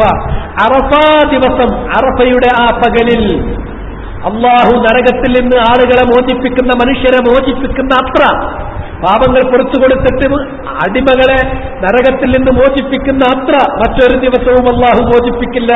വഇന്നഹു ലയദ്നു, അല്ലാഹു സുബ്ഹാനഹു വ തആല അറഫയിൽ നിൽക്കുന്നവരിലേക്ക് അടുത്തു വരും. തുമ്മ യുബാഹി ബിഹിം അൽ മലായിക, എന്നിട്ട് മലക്കുകളോട് അല്ലാഹു സുബ്ഹാനഹു വ തആല മുബാഹാത്ത് നടത്തും, തന്റെ അടിയാറുകളെ ചൂണ്ടിക്കാണിച്ചുകൊണ്ട് ഫയഖൂലു മാ അറാദ ഹൗലാ, ഇവരെന്താണ് ഉദ്ദേശിച്ചു വന്നിരിക്കുന്നത്? ചില റിവായത്തുകളിൽ കാണാം അവരെ എന്റെ അടുക്കലേക്ക് വന്നിരിക്കുന്നത് ദൂരദിക്കുകളിൽ നിന്ന് ജടകുത്തിയ മുടിയുമായി ചളിപുരണ്ട കാലുകളുമായി അവരെന്റെ അരികിലേക്ക് വന്നിരിക്കുന്നു. ഇത്രയും വലിയ ത്യാഗമനുഷ്ഠിച്ചുകൊണ്ട്, സാമ്പത്തികമായും ശാരീരികമായും ത്യാഗമനുഷ്ഠിച്ച് ഈ ഒരു ത്യാഗത്തിന് മുതിർന്നുകൊണ്ട് അവർ വന്നത് എന്തിനു വേണ്ടിയാണ്? എന്നെ മാത്രം പ്രതീക്ഷിച്ചുകൊണ്ടാണ്. അല്ലാഹനെ മാത്രം പ്രതീക്ഷിച്ച്, അവന്റെ റഹ്മത്ത് പ്രതീക്ഷിച്ച്, അവന്റെ മഗ്ഫിറത്ത് പ്രതീക്ഷിച്ച് അതിനാണല്ലോ വന്നത്. അതുകൊണ്ട് അല്ലാഹു അവർക്ക് പുറത്തു കൊടുക്കും. അന്ന് അല്ലാഹു നരകത്തിൽ നിന്ന് അവന്റെ അടിയാറുകളെ ഇത്ഖ് ചെയ്യുന്ന മോചിപ്പിക്കുന്ന അത്രയും മറ്റൊരു ദിവസവും അല്ലാഹു സുബ്ഹാനഹു വ തആല അവന്റെ അടിയാറുകളെ നരകത്തിൽ നിന്ന് മോചിപ്പിക്കുന്നില്ല. അള്ളാന്റെ ദുനൂബുണ്ടാകുന്നു. അള്ളാഹ് അവന്റെ അടിയാറുകൾക്ക് ഇത്ഖ് ചെയ്യുന്നു, നരകത്തിൽ നിന്നുള്ള മോചനം നൽകുന്നു, അവർക്ക് റഹ്മത്ത് ചെയ്തുകൊണ്ടിരിക്കുന്നു, അവരെ ചൂണ്ടിക്കാണിച്ച് മലക്കുകളോട് മുബാഹാത്ത് നടത്തുന്നു, അവരിലേക്ക് അള്ളാഹുവിന്റെ ദുനൂബുണ്ടാകുന്നു. അതാണ് ആ ദിവസത്തിന്റെ പ്രത്യേകത. ആ ദിവസങ്ങളിൽ അതിനാൽ ധാരാളം ആ 10 ദിവസം പരമാവധി സമയങ്ങൾ ദുനിയാവിന്റെ കാര്യങ്ങളിൽ നിന്ന് ഒന്ന് പിൻവാങ്ങിയിട്ട് പരമാവധി സമയം അള്ളാഹുവിനുള്ള ദിക്റിൽ, അള്ളാഹുവിനുള്ള ഇബാദത്തിൽ, അള്ളാഹുവിലേക്കുള്ള തഖർറുബിൽ, അള്ളാഹുവിനുള്ള തഅബ്ബുദിൽ കഴിച്ചുകൂട്ടാൻ ഒരു മുസ്ലിം ശ്രദ്ധിച്ചേ പറ്റൂ. അതിലേറ്റവും പ്രധാനപ്പെട്ട ഒരു ഇബാദത്താണ് അന്നുസുക്ക്. നുസുക്ക് എന്ന് പറഞ്ഞാൽ അള്ളാഹ്ക്ക് വേണ്ടിയിട്ടൊരു മൃഗത്തെ ബലി നൽകുക. വിശുദ്ധ ഖുർആനിൽ അല്ലാഹു സുബ്ഹാനഹു വ തആല നമ്മളോട് പറഞ്ഞു, ഫസല്ലി ലിറബ്ബിക വൻഹർ, ഫസല്ലി ലിറബ്ബിക വൻഹർ, നിന്റെ റബ്ബിന് വേണ്ടി നീ നമസ്കരിക്കണം. അതേപോലെ പ്രധാനപ്പെട്ട ഒരു ഇബാദത്താണ് വൻഹർ, ബലി അറുക്കുക എന്നുള്ളതും. ഈ ബലിയെറുക്കേണ്ടത്, ഒരാള് ബലിയെറുക്കുകയാണെങ്കിൽ എന്തൊക്കെ കാര്യങ്ങളാണ് ശ്രദ്ധിക്കേണ്ടത്? ഒന്ന്, ബലി എന്നുള്ളത് വളരെ പ്രധാനമാണ്. ജംഹൂർ ഉലമാക്കളും ആ ബലിയുടെ ഹുക്മായി പറഞ്ഞിട്ടുള്ളത് സുന്നത്തുൻ മുഅക്കദ, സുന്നത്തുൻ മുഅക്കദ, അത് പ്രബലമായ ഒരു സുന്നത്താണ്. ഇതാണ് ജംഹൂറിന്റെ ഖൗൽ. എന്നാൽ അത് വാജിബാണ് എന്ന് പറയുന്ന ധാരാളം പണ്ഡിതന്മാര് അതും നമുക്ക് കാണാൻ സാധിക്കും. വാജിബാണ് എന്ന് പറയുന്ന ആൾക്കാർ നമുക്ക് കാണാൻ സാധിക്കും. അബൂ ഹനീഫ, അതുപോലെ തന്നെ ഇമാം അഹ്മദിന്റെ 2 അഭിപ്രായങ്ങളിൽ ഒരു അഭിപ്രായം, അതുപോലെ തന്നെ ഇമാം മാലിക്കിന്റെ മദ്ഹബിലുള്ള ഒരു അഭിപ്രായം, ഒക്കെ അത് വാജിബാണ് എന്നുള്ളതാണ്.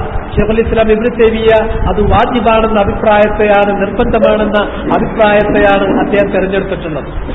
കാരണം നബി സല്ലല്ലാഹു അലൈഹി വസല്ലം പറഞ്ഞു, മൻ കാന ലഹു സിഅ ഫലം യുദഹി ഫലാ യഖ്റുബന്ന മുസല്ലാന, ഒരാൾക്ക് ഒരു മൃഗത്തെ ബലിയെറുക്കാനുള്ള സാമ്പത്തിക ശേഷിയുണ്ട്, എന്നിട്ട് അയാൾ ബലിയെറുത്തില്ല എങ്കിൽ ഫലാ യഖ്റുബന്ന മുസല്ലാന, പിന്നെ അയാൾ നമ്മുടെ മുസല്ലയിലേക്ക് അടുത്തു പോകരുത്.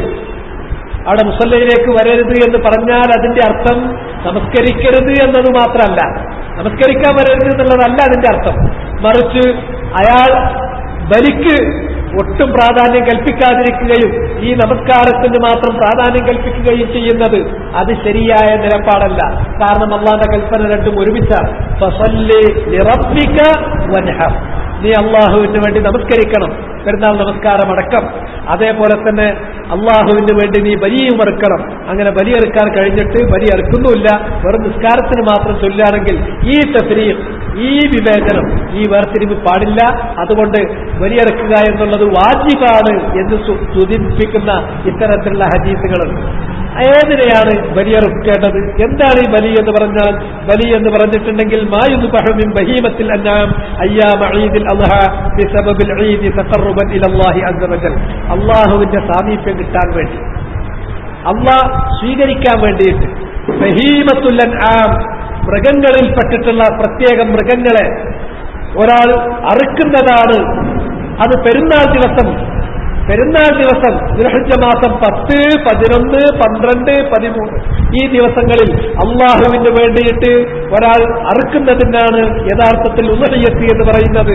വഹിയ മിൻ ശആഇരിൽ ഇസ്ലാം അൽ മശ്റൂഅ ബികിതാബില്ലാഹി വസുന്നതി റസൂലിഹി സ്വല്ലല്ലാഹു അലൈഹി വസല്ലം വഇജ്മാഉൽ മുസ്ലിമീൻ, ഇത് ഇസ്ലാമിലെ പ്രധാനപ്പെട്ട ഒരു ചിഹ്നമാണ്. ബാങ്ക് കൊടുക്കുക, പെരുന്നാൾ ആഘോഷിക്കുക എന്നൊക്കെ നമ്മൾ പറയുന്നത് പോലെ പരസ്യമായി നമ്മൾ നിലനിർത്തേണ്ടുന്ന, നമ്മൾ ഉയർത്തിപ്പിടിക്കേണ്ടുന്ന ഇസ്ലാമിന്റെ ഷിആറുകളിൽപ്പെട്ട ഒരു ഷിആറാണ് ഈ നുസുക്ക് എന്ന് പറയുന്നത്, ബലി എന്ന് പറയുന്നത്. അത് ബഹീമത്തുൽ അൻആമിനെയാണ് കൊടുക്കേണ്ടത്. ഏതാണ് ബഹീമത്തുൽ അൻആം? അറബികളോട് ബഹീമത്തുൽ അൻആം എന്ന് പറയുകയാണെങ്കിൽ അതുകൊണ്ട് അർത്ഥമാക്കുന്നത് ഒന്നുകിൽ ഒട്ടകമാണ്, അൽ ഇബിലു വൽ ബഖറു വൽ ഗനം, ഒട്ടകം, അതുപോലെ തന്നെ പിന്നെ മാട്, അതുപോലെ തന്നെ ആട് എന്നുള്ളതാണ്. ഇതാണ് ഈ ബഹീമത്തുൽ അൻആം കൊണ്ട് ഉദ്ദേശിക്കുന്നത്. വഹുവൽ മഅറൂഫു ഇൻദൽ അറബ് വഖാലഹുൽ ഹസൻ വഖതാദ വഗൈറു വാഹിദ്. ഇതാണ് അറബികളുടെ അടുക്കൽ ബഹീമത്തുൽ അൻആം എന്ന് പറഞ്ഞാൽ അവർ മനസ്സിലാക്കുന്നത്. ഖതാദ അതുപോലെ തന്നെ വേറെയും പല പണ്ഡിതന്മാരും ബഹീമത്തുൽ അൻആമിന് അങ്ങനെ വ്യാഖ്യാനം നൽകുകയും ചെയ്തിട്ടുണ്ട്. എന്നാൽ അങ്ങനെ ഒരാളെ ഇത് പൈസ ഇല്ല, എന്നാൾ കടം വാങ്ങിയിട്ട് അറക്കാൻ പറ്റും. അല്ലെങ്കിൽ ഒരാളിൽ പൈസ ഉണ്ട്, പക്ഷെ അത് കടം വീട്ടാനുള്ളത്, കടം വീട്ടൽ നിർബന്ധമായി കഴിഞ്ഞ കടം വീട്ടേണ്ട അവധിയെത്തിയ കടമാണെങ്കിൽ അതിന് തന്നെയാണ് മുൻഗണന കൊടുക്കേണ്ടത്. പക്ഷെ അയാൾ പറയാണ് എനിക്ക് ഉദഹിയത്തറക്കാൻ, ഇതിപ്പോ ഞാൻ തരികയാണെങ്കിൽ സഹോദര എനിക്ക് ഉദഹിയത്തറക്കാൻ പറ്റൂല, നീ കുറച്ച് ദിവസം കൂടി നീട്ടിത്തരികയാണെങ്കിൽ ഇതുകൊണ്ട് ഞാൻ ഉദഹിയത്തറക്കും, പിന്നെ കുറച്ച് ദിവസം കഴിഞ്ഞിട്ട് ഞാൻ എന്റെ കടം വീട്ടിത്തരാം. സമ്മതിച്ചാൽ അതിനാണ് അയാൾ മുതിരേണ്ടത്. ഇനി ഒരാളിൽ വേറെ കടന്നു കൊടുക്കാനില്ല, പക്ഷെ ഉദഹിയത്തറക്കാൻ അയാളുടെ കയ്യിൽ പൈസയില്ല, എന്ത് ചെയ്യണം? കടം വാങ്ങി ഉദഹിയത്തറക്കണം. ശൈഖുൽ ഇസ്ലാം ഇബ്നുൽ ഖയ്യിം റഹ്മത്തുള്ളാഹി അലൈഹി അദ്ദേഹം പറഞ്ഞത് വീട്ടാൻ അയാൾക്ക് കഴിയും എന്ന് തോന്നുന്നത്. ശൈഖുൽ ഇസ്ലാം ഇബ്നുൽ ഖയ്യിമിന്റെ നേരമാണ്.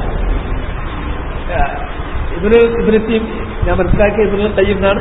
ഇബ്നുൽ തൈമിയാന്ന് പറയുന്നത് അബൂ തൈമിയ, അല്ലാഹു യജ്സിക ഖൈർ. എന്താ ധാരണയിലുള്ളത്? ഇബ്നുൽ ഖയ്യിം ആയിരിക്കാം. ഇബ്നുൽ ഖയ്യിമിന്റെ ശിഷ്യനാണ് ഇബ്നുൽ ഖയ്യിം, രണ്ടാമതാകാൻ സാധ്യതയുണ്ട്. അതാവട്ടെ, വാക്ക് നോക്കിയിട്ട് പറയാം. ഏതാണെങ്കിലും അവര് ഈ കാര്യത്തെക്കുറിച്ച് ചോദിച്ചപ്പോൾ നൽകിയിട്ടുള്ള ഫത്വ അതാണ്. എന്താ ഫത്വ നൽകിയിട്ടുള്ളത്?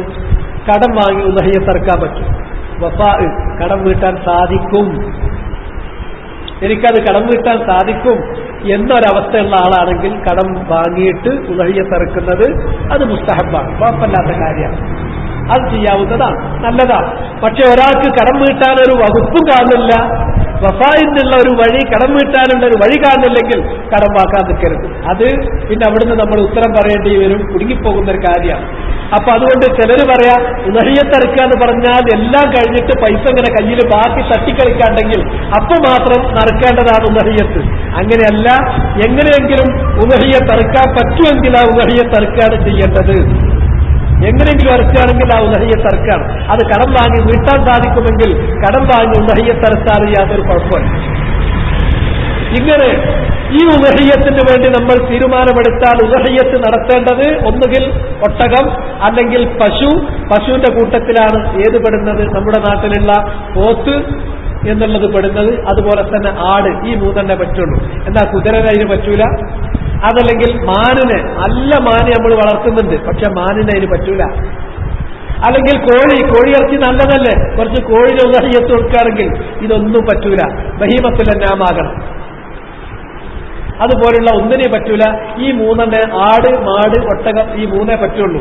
മാട് എന്ന കൂട്ടത്തിൽ ഏത് പറ്റും? മാട് എന്ന കൂട്ടത്തിൽ ഈ പോത്ത് പറ്റും. അത് പോത്ത് പറ്റുമെന്നതിന് ആധാറുകളുണ്ട്, അതിന് മുൻഗാമികളായിട്ടുള്ള ഉലമാക്കളുടെ ഫത്വയുണ്ട്. അതുകൊണ്ട് കുഴപ്പമില്ല. ഇത് അറുക്കുന്ന മൃഗം എന്ന് പറഞ്ഞാൽ ന്യൂനതകളില്ലാത്ത മൃഗമാണ്. മറ്റ് ചാവാളിയായിട്ടുള്ളൊരു സാധനത്തെ അതിനെ പിടിച്ചുകൊണ്ടെന്നിട്ട് ഉദഹിയത്തറക്കരുത്. അതുപോലെ തന്നെ കൊമ്പ് ഒടിഞ്ഞു പോയിട്ടുള്ള ഒരു മൃഗത്തെ കൊണ്ടുവന്നതാവരുത്. അതുപോലെ തന്നെ എല്ല് പൊട്ടിയിട്ടുള്ള, കാലൊടിഞ്ഞിട്ടുള്ള അങ്ങനത്തെ ഒരു മൃഗത്തെയാകരുത്. പ്രകടമായ ന്യൂനതകളില്ലാത്ത ഒരു മൃഗമായിരിക്കണം. അത് തന്നെ പ്രായം, പിന്നെ ആടാണെങ്കിൽ, നമ്മുടെ നാട്ടിലുള്ള ആടാണെങ്കിൽ 6 മാസം കഴിഞ്ഞിരിക്കണം.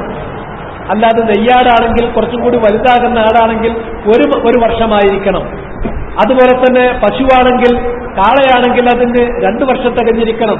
ഒട്ടകമാണെങ്കിൽ അതിന് 5 വർഷം, അല്ലെങ്കിൽ അതില്ലാത്തൊരു സമയത്ത് ചിലപ്പോൾ നബി സല്ലല്ലാഹു അലൈഹി വസല്ലം 3 വർഷത്തിലുള്ളതിന് ചിലർക്ക് അനുവാദം കൊടുത്തതുണ്ട്. ഇതാണ് അതിന്റെ. ഏതാണെങ്കിലും ഒട്ടകത്തിന്റെ നിൽക്കട്ടെ, നമുക്കിവിടെയുള്ളത് മാടും അതുപോലെ ആടുമാണ്. നമ്മുടെ നാട്ടിലുള്ള ആടാണെങ്കിൽ 6 മാസമെങ്കിലും തികയണം, അതിൽ താഴെയുള്ളതാകരുത്, പ്രകടമായ ന്യൂനതകൾ ഉണ്ടാകരുത്. അതുപോലെ തന്നെ പശുവോ കാളയോ അതുപോലെ തന്നെ മറ്റ് പിന്നെ പോത്തോ എരുമയോ ഒക്കെ ആണെങ്കിൽ അതിന് 2 വയസ്സ് തികയും ചെയ്യണം.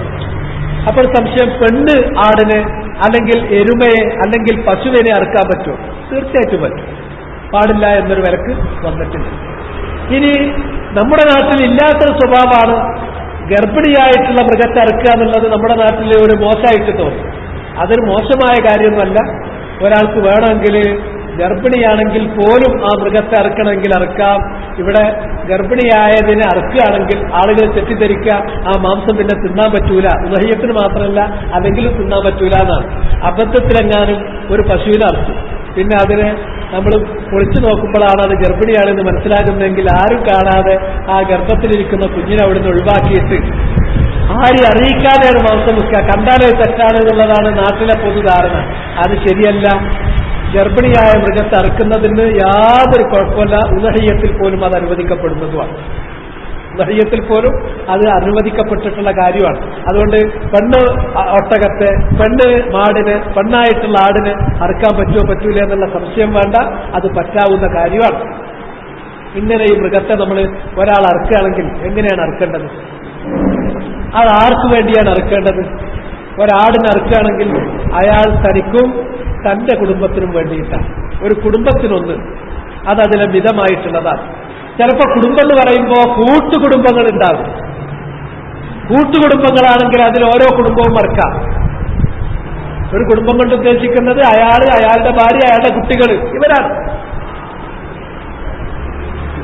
ഇപ്പൊ ഒരു വീട്ടിൽ ചിലപ്പോണെങ്കിൽ 3 ആൺകുട്ടികളുണ്ട്, 3 പേരും വിവാഹം ചെയ്ത് 3 പേർക്കും 2, 3 നന്നാലും ഒക്കെ കുട്ടികളുണ്ട്, ഭാര്യമാരുണ്ട്. അതിൽ ഒരാൾ അർത്താൽ മറ്റേ ആൾക്കും അയാളുടെ ഭാര്യയ്ക്കും പെടൂല. 5 അർത്ഥത് ജ്യേഷ്ഠനും ജ്യേഷ്ഠന്റെ ഭാര്യയ്ക്കും പെടാൻ പോകുന്നില്ല. അങ്ങനെയുള്ള കൂട്ടുകുടുംബങ്ങളിലാണ് ഒന്നിലധികം മൃഗങ്ങൾ അറുക്കപ്പെടേണ്ടത്. അല്ല എങ്കിൽ ഒരാൾ അറുത്താൽ അയാൾക്കും അയാളുടെ കുടുംബത്തിനും അത് മതിയാകുന്നതാണ്. എന്നാൽ അതിലധികം ഒരു കുടുംബത്തിൽ തന്നെ ഭർത്താവും നടത്തു, ഭാര്യയും നടത്തു, മകനും നടത്തു എന്ന് വിചാരിക്കുക. അത് ഇസ്രാഫിലേക്ക് പോകുന്നത് നമ്മൾ സൂക്ഷിക്കേണ്ട ഒരു വജ്ഹ് അതിലുണ്ട്. ഇസ്രാഫ് അല്ലാത്ത വിധത്തിൽ ചില തഖറുബുകളിൽ ചിലപ്പോൾ അങ്ങനെ ചെയ്തുവെങ്കിൽ അത് തെറ്റല്ല. പക്ഷെ അത് ഇസ്രാഫിലേക്ക് പോകരുത്. ഏതിലും ഇസ്രാഫ് പാടില്ല, ഏതിലും ഇസ്രാഫ് പാടില്ലാത്തതാണ്. ഉളുണ്ടാക്കുന്ന കാര്യത്തിൽ ഇങ്ങനെ ഉളുണ്ടാക്കുമ്പോൾ സഅദിനോട് നബി സല്ലല്ലാഹു അലൈഹി വസല്ലം ചോദിച്ചു, എന്തിനാണ് ഈ അമിതവ്യയം? അപ്പൊ അവഫിൽ വുളൂഇ സറഫുൻ യാ റസൂലല്ലാഹ്, വുളൂന്റെ കാര്യത്തിലുണ്ടോ ഇങ്ങനെ അമിതം? അപ്പൊ നബി സല്ലല്ലാഹു അലൈഹി വസല്ലം പറഞ്ഞു, ഉണ്ട്, മിതമായിട്ട് നീ വെള്ളം ഉപയോഗിക്കാവുന്നു. അത് നീ പുഴയിലിറങ്ങി ഒന്നുണ്ടാക്കുകയാണെങ്കിൽ, പുഴയിലിറങ്ങി ഒന്നുണ്ടാക്കുകയാണെങ്കിൽ പോലും, ഒഴുകുന്ന പുഴയിലാണെങ്കിൽ പോലും. അതുകൊണ്ട് ഈ കാര്യത്തിൽ പോലും ഉലുവിലേക്ക് പോകരുത്, ഉലുവിലേക്ക് പോകാതെ കണ്ടുകൊണ്ട് ഉദഹിയത്ത് അറുക്കണം. അത് തനിക്കും തന്റെ കുടുംബത്തിനും. സ്വഹാബത്തിൽ മിക്കപ്പോഴും നമ്മൾ കാണുന്നത് അവര് ഗാലിബായി മുഅമ്മമായി അവർ ചെയ്തു പോന്നിട്ടുള്ളത്, ഒരാൾ ആടിനറുക്കുന്നു അയാൾക്കും അയാളുടെ കുടുംബത്തിനും, അല്ലെങ്കിൽ അയാൾ മാടിനറുക്കുന്നു അയാൾക്കും അയാളുടെ കുടുംബത്തിനും വേണ്ടി, അല്ലെങ്കിൽ ഒരു ഒട്ടകത്തെ അറുക്കുന്നു, ഒട്ടകം മാടൊക്കെ ആകുന്ന സമയത്ത് അതിൽ 7 വരെ പങ്കുചേരാവുന്നതാണ്.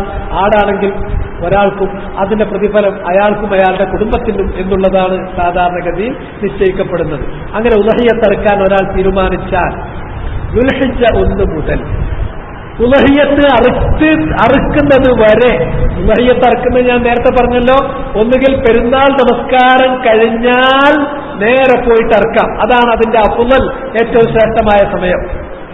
ഇനി ഒരാൾക്ക് വേറെ വല്ല കാരണങ്ങളും ഉണ്ടെങ്കിൽ പിറ്റേ ദിവസം 11ന്റെ അന്നറക്കാം, 12ന്റെ അന്നറക്കാം, 13ന്റെ അന്നറക്കാം. അയ്യാമത്തെ ശരീഅത്തിൽ അറുത്താലും അത് നുസുക്ക് തന്നെയാണ്, അത് ഉദഹിയത്ത് തന്നെയാണ്. ശ്രേഷ്ഠത പെരുന്നാൾ നമസ്കാരത്തിന് ശേഷമാണ്. എന്നാൽ പെരുന്നാൾ നമസ്കാരത്തിന്റെ മുമ്പാണെങ്കിലോ അർത്തിട്ട് നിസ്കരിക്കാൻ പോയാലോ അത് ഉദഹിയത്താവില്ല. ഫഇന്നമാ ഹുവ ലഹ്മു ശാത്ത്, അത് നിങ്ങൾക്ക് ഭക്ഷണം വെക്കാൻ വേണ്ടിയിട്ട്, ഇറച്ചി കഴിക്കാൻ വേണ്ടിയിട്ട് അറുത്തിട്ടുള്ള ഒരു സാധാരണ മൃഗം, ആ മൃഗത്തിന്റെ ഇറച്ചിയാവുള്ളൂ. അതിന് ഉദഹിയത്തിന്റെ പ്രതിഫലം ഉണ്ടായിരിക്കുന്നതല്ല. മറിച്ച് ഈ ഉദഹിയത്ത് നമ്മൾ അതിന്റെ ചിട്ടപ്രകാരമാണെങ്കിൽ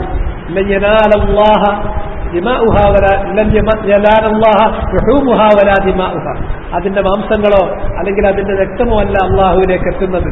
മറിച്ച് ആ തഖ്വ അത് നിങ്ങൾ ചെയ്യുമ്പോൾ ഇബ്രാഹിം, നിങ്ങളുടെ പിതാവായ ഇബ്രാഹിമിന്റെ ചര്യയാണ് നിങ്ങൾ ജീവിപ്പിക്കുന്നത്. നിങ്ങൾക്ക് ഈ കാര്യം ശറഅാക്കി തന്നിരിക്കുന്ന, ശറഅ് വിശദീകരിച്ചു തന്നിട്ടുള്ള നബി സല്ലല്ലാഹു അലൈഹി വസല്ലമയുടെ കൽപ്പനയാണ്. അള്ളാഹുവിനുള്ള ശുക്റാണ്. എന്തിനു വേണ്ടിയാണത്? അള്ളാഹുവിനെ നിങ്ങൾ ഓർമ്മിക്കുന്നതിന് വേണ്ടിയാണ്. അള്ളാഹുവിനുള്ള ദിക്റാണ്. ഏതൊരു ഇബാദത്ത് നിങ്ങൾ എടുത്തോളൂ, നമസ്കാരാകട്ടെ, നോമ്പാകട്ടെ, ഹജ്ജാകട്ടെ, അല്ലെങ്കിൽ ഹജ്ജിലുള്ള ഉളഹിയത്താകട്ടെ, അല്ലെങ്കിൽ അറഫയിലുള്ള നൃത്തമാകട്ടെ, അല്ലെങ്കിൽ കഅബക്ക് ചുറ്റുമുള്ള തവാഫാകട്ടെ, അല്ലെങ്കിൽ സഅയാകട്ടെ, അല്ലെങ്കിൽ മിനയിലുള്ള പാർക്കലാകട്ടെ, അല്ലെങ്കിൽ അറബാകട്ടെ, എല്ലാം തന്നെ മാ ഉഖീമത്ത് ഇല്ലാ മിൻ അജലി മാ ഉശ്രിഅത്ത് ഇല്ലാ മിൻ അജലി ഇഖാമത്തി ദിക്രില്ല. അല്ലാഹുവിന്റെ ദിക്ർ, അല്ലാഹുവിനുള്ള സ്മരണ, അല്ലാഹുവിനുള്ള ദിക്ർ അത് നിലനിർത്താനാണ് അല്ലാഹു സുബ്ഹാനഹു വ തആല ഈ ഇബാദത്തുകളെല്ലാം ശർആക്കിയിരിക്കുന്നത്. വലദിക്റുല്ലാഹി അക്ബർ, അല്ലാഹുവിനുള്ള ദിക്ർ അതാണ് ഏറ്റവും മഹത്തരമായിട്ടുള്ളത്. അതുകൊണ്ട് ആ ഉദഹിയ്യത്ത് നിങ്ങൾ തീരുമാനിച്ചാൽ അല്ലാഹുവിനെ നിങ്ങൾ ഓർക്കുന്നു, അല്ലാഹുവിന് വേണ്ടി അത് സമർപ്പിക്കുന്നു, അല്ലാഹുവിന്റെ പേര് ചൊല്ലിക്കൊണ്ട് നിങ്ങൾ നടത്തുന്നു, ആ അറക്കുന്ന സമയത്ത് പോലും നിങ്ങൾ ദിക്ർ ചൊല്ലുന്നു. ആ ദിക്ർ അപ്പോൾ അത് നിങ്ങളുടെ മനസ്സിലുള്ള ആ തഖ്വ അതാണ് അല്ലാഹുവിലേക്ക് എത്തുന്നത്, അത് അല്ലാഹു സ്വീകരിക്കുന്നു. ഇതാണ് ചെയ്യാൻ പോകുന്നത്. അതുകൊണ്ട് ഉദഹിയ്യത്ത് നിശ്ചയിച്ച ഒരാൾ ദുൽഹിജ്ജ 1 മുതൽ ഉദഹിയ്യത്തിന് അറുക്കുന്നത് എപ്പോഴാണോ ആ സമയം വരെ, അയാളുടെ ആ മൃഗത്തെ അയാൾ അറുക്കുന്നത് വരെ മുടി നീക്കാനോ നഖമെടുക്കാനോ ശരീരത്തിലുള്ള മറ്റ് നമ്മുടെ തൊലികളോ മറ്റോ അങ്ങനെയുള്ള കാര്യങ്ങളോ അതൊന്നും നീക്കം ചെയ്യാനോ ഒന്നിനും പാടില്ല. അതുകൊണ്ട് ദുൽഹിജ്ജ ഇറക്കുന്നതിന് മുമ്പ് നഖമുറിക്കുന്നവർ നഖമുറിക്കണം, മുടിയെടുക്കുന്നവർ മുടിയെടുക്കണം. അതുപോലെയുള്ള ശാരീരികമായിട്ടുള്ള ഇത്തരത്തിലുള്ള കൊഴിഞ്ഞു പോകുന്ന നമ്മളല്ലെങ്കിൽ മുറിച്ചു കളയുന്ന വസ്തുക്കളൊക്കെ ആ സമയത്തല്ലാതെ ഉദഹിയ്യത്ത് തീരുമാനിച്ചു കഴിഞ്ഞാൽ പിന്നെ ഉദഹിയ്യത്ത് അറുക്കുന്നത് വരെ പാടില്ല. ഇത് ആയിഷത്ത് റളിയല്ലാഹു തആല അൻഹയിൽ നിന്ന് റസൂലുള്ളാഹി അത് വിലക്കിയിട്ടുള്ള ഹദീസ് ഇമാം മുസ്ലിം റിവായത്ത് ചെയ്തത് നമുക്ക് കാണാൻ സാധിക്കും. ഉമ്മു സലമയിൽ നിന്ന് അവിടുന്ന് പറഞ്ഞു, മൻ കാന ലഹു ദിബ്ഹുൻ യദ്ബഹുഹു ഫഇദാ ഉഹില്ല ഹിലാലു ദിൽഹിജ്ജ ഫലാ യഖുദന്ന മിൻ ശഅരിഹി വലാ മിൻ അദ്ഫാരിഹി ശൈഅൻ ഹത്താ യുളഹിയ. ഒരാള് ഉദഹിയ്യത്ത് നൽകാൻ ഉദ്ദേശിച്ചു, എന്നാൽ ഹിലാൽ കണ്ടു കഴിഞ്ഞാൽ, ദുൽഹിജ്ജ മാസത്തിന്റെ ഹിലാൽ കണ്ടു കഴിഞ്ഞാൽ പിന്നെ നഖമോ അല്ലെങ്കിൽ മുടിയോ ഒന്നും തന്നെ അദ്ദേഹത്തിന്റെ ശരീരത്തിൽ നിന്ന് അയാൾ നീക്കം ചെയ്യരുത്. ഹത്താ യുളഹിയ, അയാളുടെ ഉദഹിയ്യത്ത് അയാൾ അറുക്കുന്നത് വരെ. അപ്പോൾ ചോദ്യം, അപ്പൊ അയാളുടെ കുടുംബത്തിനാണ്, കുടുംബത്തിന് ഭാര്യയും മക്കളും ഒക്കെ മുടിയെടുക്കാൻ പാടില്ല, നഖമെടുക്കാൻ പാടില്ല എന്നും അതുകൊണ്ട് ധ്വനിയാക്കുന്നില്ലേ? ഇല്ല, അതുകൊണ്ട് അങ്ങനെ ഒരു ധ്വനി ഇല്ല. ആരാണോ ഉദഹിയ്യത്ത് തീരുമാനിക്കുന്നത് അയാൾക്കാണ് നിയമം ബാധകം. അയാൾ തന്റെ കുടുംബത്തിനും വേണ്ടി എന്ന് പറഞ്ഞാൽ ആ കുടുംബത്തിന് പ്രതിഫലം ഇൻഷാ അല്ലാഹ് എഴുതപ്പെടുമെന്നല്ലാതെ അവർക്ക് ഈ വിധി ബാധകമല്ലാത്തതുമാണ്. അതുകൊണ്ട് തന്നെ ഇനി ഉദഹിയ്യത്ത് അറുക്കേണ്ടത് എങ്ങനെയാണ്? അറുക്കേണ്ട സമയം, ശ്രേഷ്ഠമായ സമയം നമ്മൾ പറഞ്ഞു, പെരുന്നാൾ നമസ്കരിക്കുക, നമസ്കരിച്ച് കഴിഞ്ഞിട്ട് നേരെ പോയി അറുക്കുക. അതിന്റെ മാംസം കൊണ്ട് തന്നെ ഭക്ഷിക്കാനാണ് നമ്മൾ ശ്രദ്ധിക്കേണ്ടത്. സാധാരണ ചെറിയ പെരുന്നാളാണെങ്കിൽ വീട്ടിൽ നിന്ന് എന്തെങ്കിലുമൊക്കെ ഇഫ്താർ നമ്മൾ ബ്രേക്ക്ഫാസ്റ്റ് കഴിച്ചിട്ടാണ് പെരുന്നാളിന് പോകേണ്ടത്. റസൂലുള്ള കാരക്കയെങ്കിലും കഴിച്ചിട്ടാണ് ചെറിയ പെരുന്നാളിന് പോയത്. വലിയ പെരുന്നാളിന് അങ്ങനെയല്ല. വലിയ പെരുന്നാളിന് നേരത്തെ പള്ളിയിൽ പോകും, നേരത്തെ മുസല്ലേ പോകും, ഈദ്ഗാഹിൽ പോകും, മുസല്ലേ പോയിട്ട് നമസ്കരിക്കും. നമസ്കാരം കഴിഞ്ഞിട്ട് ഉടനെ തന്നെ അറുക്കും. ആ അറുത്തതിൽ നിന്നാണ് നബി സല്ലല്ലാഹു അലൈഹി വസല്ലം പലപ്പോഴും ഭക്ഷിക്കാറുണ്ടായിരുന്നത്. അങ്ങനെയാണെങ്കിൽ ഇനി അറബ് എങ്ങനെയാണ്? അറബിന്റെ കാര്യത്തിൽ ശ്രദ്ധിക്കേണ്ടത് ഒന്ന്, ഫഇന്നഹു യസ്തഖ്ബിലു ബിഹാ അൽ-ഖിബ്ല, മൃഗത്തെ ഖിബ്ലയിലേക്ക് തിരിച്ചു കടത്തണം. അങ്ങനെ തിരിച്ചു കടത്തേണ്ടത് എങ്ങനെയാണ്? ഫയുംജിഉഹാ അലൽ ഐസർ, ആ മൃഗത്തിന്റെ ഇടതുഭാഗം നിലത്ത് ചേർത്തിട്ടാണ് കടത്തേണ്ടത്. മൃഗത്തിന്റെ ഇടതുകാൽ, കൈ എന്ന് പറഞ്ഞതിന് അർത്ഥമല്ല, 4 കാലുകൾക്ക് 4 കാലാണ് ഉണ്ടാകുക. 4 കാലാണ്, 2 കൈയില്ല. മുന്നിൽ 2 കാല്, പിന്നിൽ 2 കാല്, പിന്നിൽ 2 കാല്. ആ 2 കാലുകളിൽ ഒന്ന് ഇടത് ഒന്ന് വലത്, പിന്നിലും അതുപോലെ ഇടത് വലത്. ഇടതുള്ളത് മണ്ണിലേക്ക് ചേർത്ത് വെക്കുക. വലതുകാലുകൾ മുന്നിലെയും പിന്നിലെയും വലതുകാലുകൾ അത് മുകളിലേക്ക് വരുന്ന വിധത്തിൽ, എന്നിട്ട് അതിന്റെ മുഖവും ഈ കാലുകളുമൊക്കെ ഖിബ്ലയുടെ ഭാഗത്തേക്ക് തിരിച്ചു വെക്കുക. യുംജിഉഹാ അലൽ ഐസർ, എന്നിട്ട് അദ്ദേഹം എന്ത് ചെയ്യണം? അയാളുടെ വലത്തെ കാൽ, അറുക്കുന്ന ആള് വലത്തെ കാൽ അതിന്റെ ഉരുക്കിൽ, അതിന്റെ സിഫാഹിൽ കഴുത്തിങ്ങനെ വെച്ചിട്ട് കഴുത്ത് തടവിയിട്ട് ആ കഴുത്തിന്റെ ഭാഗത്ത് അറുക്കുന്നതിന്റെ താഴ്ഭാഗത്ത് അദ്ദേഹം കാല് വെക്കണം. ആ കഴുത്തിന്റെ കാലിന്റെ മുകൾ ഭാഗത്ത്, കാല് വെച്ചിന്റെ മുകളിൽ അതിന്റെ തലഭാഗത്തേക്ക് കത്തിവെക്കാൻ വേണ്ടിയിട്ട് കാലവിടെ വെക്കണം. കാലങ്ങനെ വെച്ചിട്ട് അദ്ദേഹം അറുക്കണം. അറുക്കുന്ന സമയത്ത് ഏറ്റവും പ്രധാനം ഈ അറവ്, ഈ രക്തം ഇവിടെ ഒഴുക്കുന്നത് എന്തിനു വേണ്ടിയാണ്? ഇതെല്ലാം ശർആക്കപ്പെട്ടത് ഇല്ലാ മിൻ അജലി ഇഖാമത്തി ദിക്രില്ലാഹ്, അള്ളാഹുവിനുള്ള ദിക്ർ നിലനിർത്താനാണ്.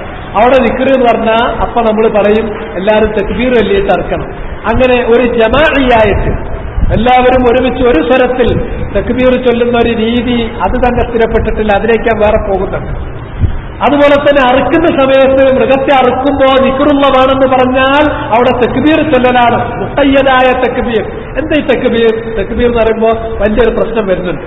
അതുകൊണ്ട് തക്ബീറിന്റെ പ്രശ്നം തീർത്തിട്ട് പോകാം. ആയത്തുകളിലെ ഹദീസുകളിലൊക്കെ തക്ബീർ എന്ന് കാണും. എന്താ ഈ തക്ബീർ കൊണ്ട് ഉദ്ദേശിക്കുന്നത്? അതുപോലെ തന്നെ പെരുന്നാളിന് തക്ബീർ ചൊല്ലുക എന്ന് പറയും. പറഞ്ഞാൽ ആ തക്ബീർ കൊണ്ട് അർത്ഥമാക്കുന്നത് എന്താണ്? ഞാൻ ലാ ഇലാഹ ഇല്ലല്ലാഹ് എന്ന് പറഞ്ഞു, അല്ലെങ്കിൽ സുബ്ഹാനല്ലാഹ് എന്ന് പറഞ്ഞു, അല്ലെങ്കിൽ ലാ ഹൗല വലാ ഖുവത ഇല്ലാ ബില്ലാഹ് എന്ന് പറഞ്ഞു, അല്ലെങ്കിൽ അല്ലാഹു അക്ബർ എന്ന് പറഞ്ഞു. ഇതൊക്കെ തക്ബീറാണ്. മുത്തലഖായ അർത്ഥത്തിൽ ഇതൊക്കെ തക്ബീറാണ്. അള്ളാഹുവിനെ ഒരാൾ സ്മരിക്കുന്ന ശർആക്കപ്പെട്ടിട്ടുള്ള ഏത് വചനവും അള്ളാഹുവിനുള്ള തക്ബീറാണ്. തക്ബീർ എന്ന് പറഞ്ഞാൽ അള്ളാഹുവിന്റെ മഹത്വം വാഴ്ത്തുക എന്നാണ് അതിന്റെ അർത്ഥം. അള്ളാന്റെ മഹത്വം എന്ന് പറഞ്ഞാൽ എന്താണ്? അള്ളാന്റെ വലിപ്പമാണ്. അള്ളാന്റെ വലിപ്പം എന്ന് പറഞ്ഞാൽ അള്ളാന്റെ ഏകത്വമാണ്. കബ്ബറ എന്ന് പറഞ്ഞാൽ തക്ബീർ എന്ന് പറഞ്ഞാൽ തൗഹീദാണ്. അള്ളാണ് ഏറ്റവും വലിയവൻ എന്ന് പറഞ്ഞാൽ വേറെ ഒരുത്തനും അള്ളാഹുവിനോളം മഹത്വമുള്ള, അള്ളാഹുവിനോളം വലിയവനായി ആരുമേ ഇല്ല എന്നുള്ളതാണ്. അത് അള്ളാഹ് മാത്രമാണ് ഏറ്റവും വലിയവൻ. അത് അള്ളാന്റെ തൗഹീദാണ് അവിടെ സ്ഥാപിക്കപ്പെടുന്നത്. ആ വചനം ഒരാൾ ഉരുവിടുമ്പോൾ അവിടെ ഉയർത്തിപ്പിടിക്കപ്പെടുന്നതായ ആശയം അള്ളാഹുവിന്റെ ഏകത്വമാണ്, അള്ളാന്റെ തൗഹീദാണ്. അതുകൊണ്ട് തന്നെ അള്ളാഹുവിന്റെ ഏകത്വമാകുന്ന തൗഹീദ് അത് ഉയർത്തിപ്പിടിച്ചുകൊണ്ട് നമ്മൾ പരാമർശിക്കുന്ന അള്ളാഹിനെ കുറിച്ച് നടത്തുന്ന ഏതൊരു പരാമർശവും, ശറഅയിൽ വന്നിട്ടുള്ളതായ ഏതൊരു ദിക്റും ഏതൊരു വചനവും അത് തക്ബീറാണ്. മുത്തലഖാണത്. മുത്തലഖായ തക്ബീർ ഇതാണ്. അതുകൊണ്ട് ചില ആളുകൾ ഇപ്പൊ നമുക്ക് കാണാം, ചില പള്ളികളിലൊക്കെ ചെന്ന് നോക്കിയിട്ടുണ്ടെങ്കിൽ അസ്സലാമു അലൈക്കും വറഹ്മത്തുള്ളാഹ്, അസ്സലാമു അലൈക്കും വറഹ്മത്തുള്ളാഹ്, അത് കഴിഞ്ഞാൽ അല്ലാഹു അക്ബർ. കുറച്ചാൾക്കാരൊക്കെ അപ്പൊ അല്ലാഹു അക്ബർ, ചില ആൾക്കാർ മുണ്ടാണ്ട്. ഇത് തക്ബീർ മനസ്സിലാകാത്തത് കൊണ്ടുണ്ടായ ഒരു അബദ്ധമാണ്. കാരണം ഒരു ഹദീസ് നമുക്ക് കാണാൻ സാധിക്കും. ആ ഹദീസിൽ ഇപ്രകാരം കാണാം: കുന്നാ നഅരിഫ് ഇൻഖിദാഅ സ്വലാത്തി റസൂലില്ലാഹി സ്വല്ലല്ലാഹു അലൈഹി വസല്ലം ബിത്തക്ബീർ. നബി സല്ലല്ലാഹു അലൈഹി വസല്ലം നമസ്കാരത്തിൽ നിന്ന് വിരമിച്ചു എന്നുള്ളത് ഞങ്ങൾ അറിയാറുണ്ടായിരുന്നത് തക്ബീർ കൊണ്ടാണ്. അപ്പോ എന്താ ഇതിന്റെ അർത്ഥം? അപ്പൊ തക്ബീർ എന്ന് പറഞ്ഞപ്പോ അല്ലാഹു അക്ബർ എന്ന് പറയുന്ന മുഖയ്യദായ തക്ബീർ എന്നവർ തെറ്റിദ്ധരിച്ചതാണ്. മുഖയ്യദായ തക്ബീർ അല്ല. റസൂലുള്ളാഹിന്റെ സാധാരണഗതിയിലുള്ള സലാം വീട്ടല് അസ്സലാമു അലൈക്കും വറഹ്മത്തുള്ളാഹ്, അസ്സലാമു അലൈക്കും വറഹ്മത്തുള്ളാഹ് എന്നുള്ളത് അത്ര ഉച്ചത്തിലാവാറില്ല. മെല്ലെയാണ് റസൂലുള്ള സലാം വീട്ടാറ്. അത് മറ്റു റിവായത്തുകളിലും പറയപ്പെട്ടിട്ടുള്ള കാര്യമാണ്.